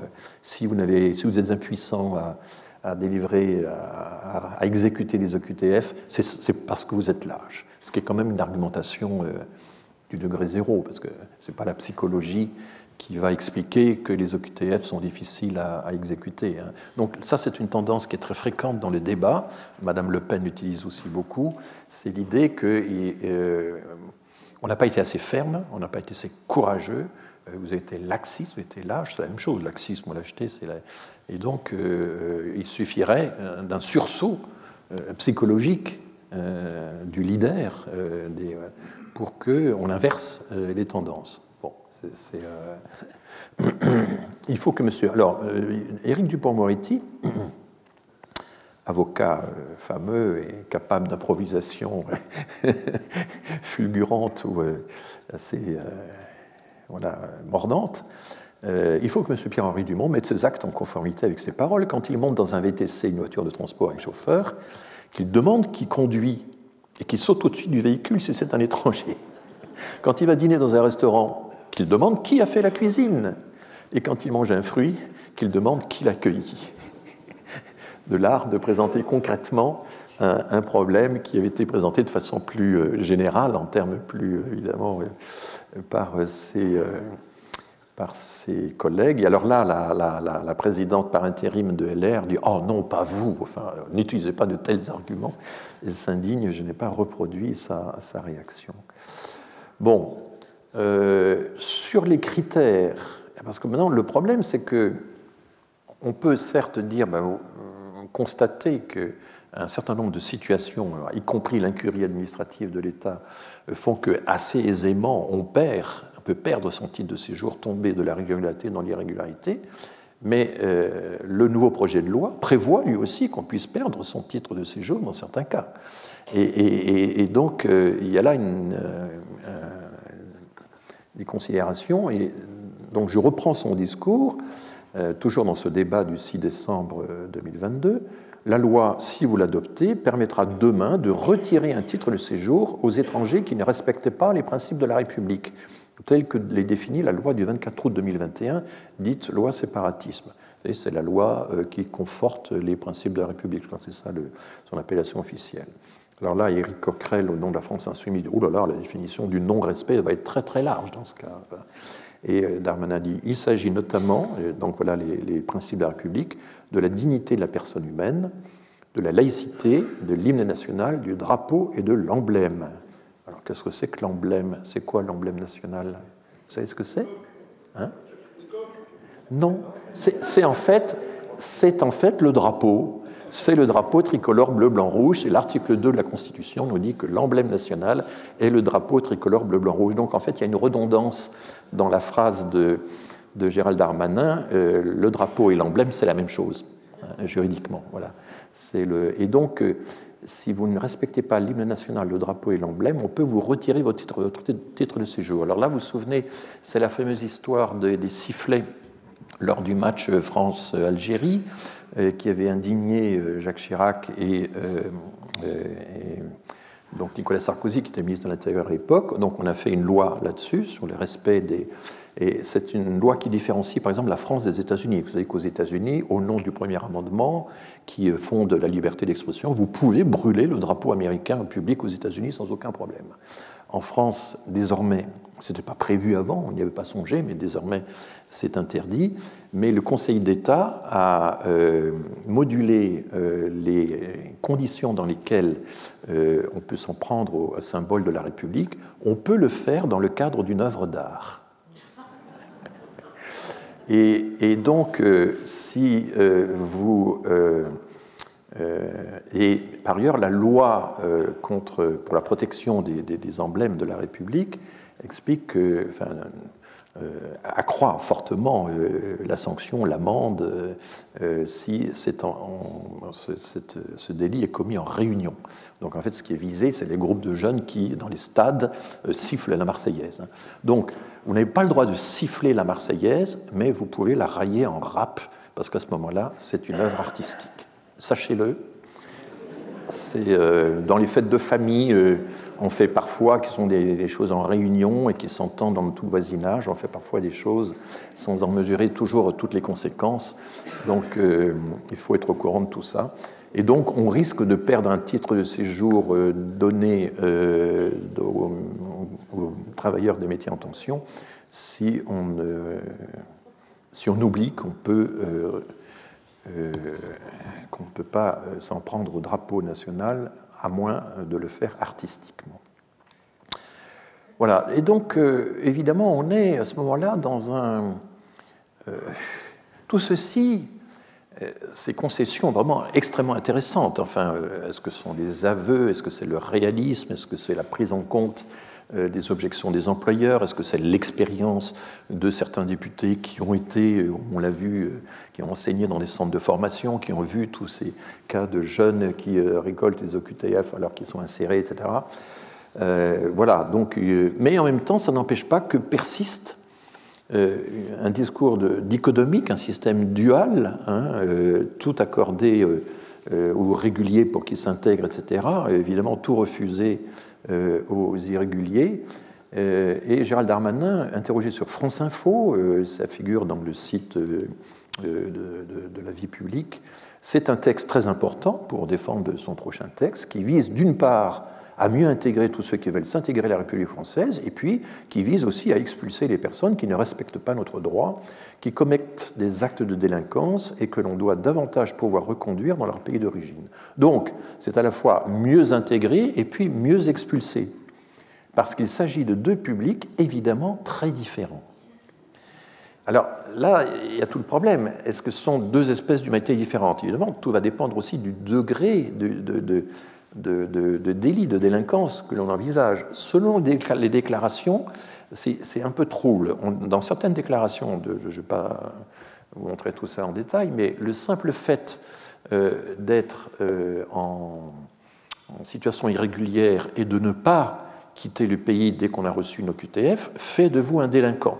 Et c'est ce que certains préfets disent à certaines associations, mais ce monsieur ou cette dame a reçu une OQTF et n'est pas parti, donc c'est un délinquant. Est-ce que ça vous classe dans la catégorie donc, voilà, des méchants, puisque vous voyez les deux phrases, on veut ceux qui bossent, on ne veut pas ceux qui rapinent. Et ça fait allusion à l'interview donnée au Monde il y a quelques semaines seulement, et on va être gentil avec les gentils, méchant avec les méchants. Donc là, il y a un côté très, très manichéen, hein, on est dans le bien et le mal, et effectivement, deux publics évidemment très différents, deux espèces d'humanité différentes, celle qui respecte la loi, celle qui la viole. C'est ça un peu l'idée, qui évidemment c'est une idée très simple, qui marque les esprits. Or, on vient de voir, par toute une série de déclarations, que c'est tout de même plus compliqué, et que les gens qui reçoivent une OQTF parce que l'État n'a pas été capable de leur donner un rendez-vous à temps, est-ce qu'ils vont aussitôt s'exécuter et partir? On peut en douter fortement.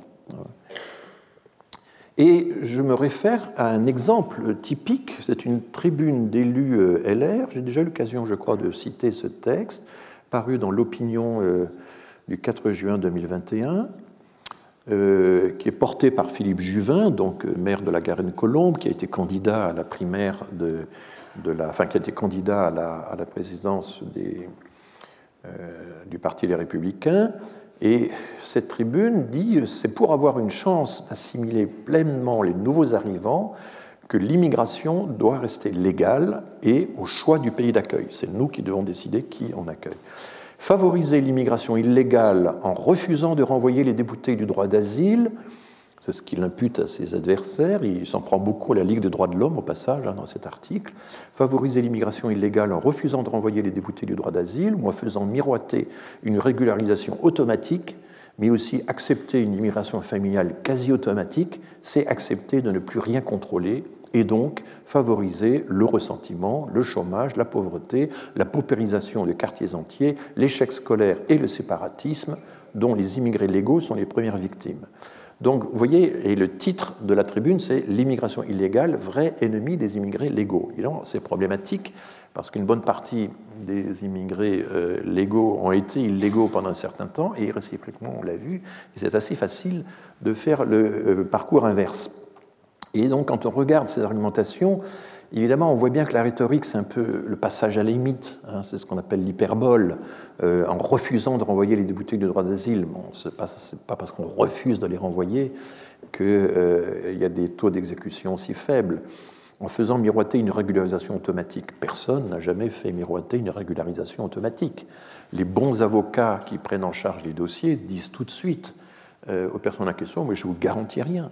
Ça va dépendre de la décision du préfet. Votre situation est compliquée, etc., etc. Enfin, je ne connais pas, pour avoir fréquenté toute une série d'acteurs du sujet, ni partis, ni associations, ni secteur professionnel qui aurait promis, ferait miroiter une régularisation automatique. Mais aussi accepter une immigration familiale quasi automatique. Alors là, il y a un quasi, avec un trait d'union en trop, mais ça c'est un détail, c'est beaucoup plus compliqué que ça, puisque le regroupement familial, y compris quand on tient compte de l'article 8 de la Convention européenne des droits de l'homme, n'est pas si systématique que ça, il est extrêmement contrôlé, hein, et vous avez vu qu'en réalité, il a baissé depuis 2005 de façon significative. Ce que d'ailleurs Elisabeth Borne constate dans son discours d'ouverture. Elle fait une analyse de l'évolution du nombre de titres de séjour par grande catégorie, elle dit la même chose que moi. Le plus gros de l'augmentation, c'est les étudiants internationaux. Ensuite, il y a la migration de travail. Puis, il y a évidemment l'asile. Mais la migration familiale, elle, a reculé, quand on regarde les titres de séjour, depuis 10 ans, tellement elle est contenue. Donc, l'idée qu'il y a une immigration familiale quasi automatique, qui serait un peu la pompe aspirante de tout le système, c'est faux. Donc, quand on fait tout ça, c'est accepter de ne plus rien contrôler. Si effectivement on refusait, si on automatisait, etc., tout ça, oui, c'est vrai qu'on ne contrôlerait plus rien, mais on est certainement très loin de cette citation. Et alors ensuite suit cette énumération assez impressionnante, qui est un peu l'idée de la pente glissante. Hein. Vous accordez A, puis B, puis C, A, puis ça va aboutir à la catastrophe, et à la fin, il n'y a plus le pays disparaît, quoi, le séparatisme, dont les immigrés légaux sont les premières victimes. Ça, c'est un exemple du recours à l'argument de l'effet pervers. Vous voulez le bien des immigrés, mais au bout du compte, vous allez produire quelque chose de négatif pour ceux qui ont besoin d'être défendus. Et de cette manière, le mal, c'est le bien, c'est la fameuse critique de l'angélisme qui est faite dans ce... Voilà. Mais je trouve que le titre de l'article « L'immigration illégale, vrai ennemi des immigrés légaux », évidemment, est problématique, parce qu'en réalité, les deux populations ne sont pas deux espèces d'humanité étanches. Alors, j'arrive à la fin. Au fond, il y a deux approches de la loi, plus exactement de l'application de la loi, qui sont résumées dans deux adages latins très anciens. Et ça, c'est mon côté antiquisant. Dura lex, sed lex. La loi est dure, mais c'est la loi. Oui, elle a beau être dure, il faut la respecter. C'est pas parce qu'elle est dure qu'il ne faut pas la respecter. Enfin bref. Et ça, c'est un adage très ancien, puisqu'il date du juriste consulte Ulpien. Hein, à l'époque, c'est Byzance qui reprend dans le digeste souvent des adages qui sont fort anciens, dont certains peuvent remonter à l'époque impériale romaine. Et puis en face de dura lex et lex, il y a summum ius, summa ignoria. Alors j'ai utilisé des J, mais enfin, en toute rigueur, il faudrait mettre des I à la place des J. Droit extrême, extrême injustice. C'est dans le De Officiis de Cicéron, qui lui-même déjà explique que c'est un adage qu'il cite. Terence a donné une formule tout à fait équivalente qui est citée par Jean Gerson dans le fameux discours de défense du roi de France par rapport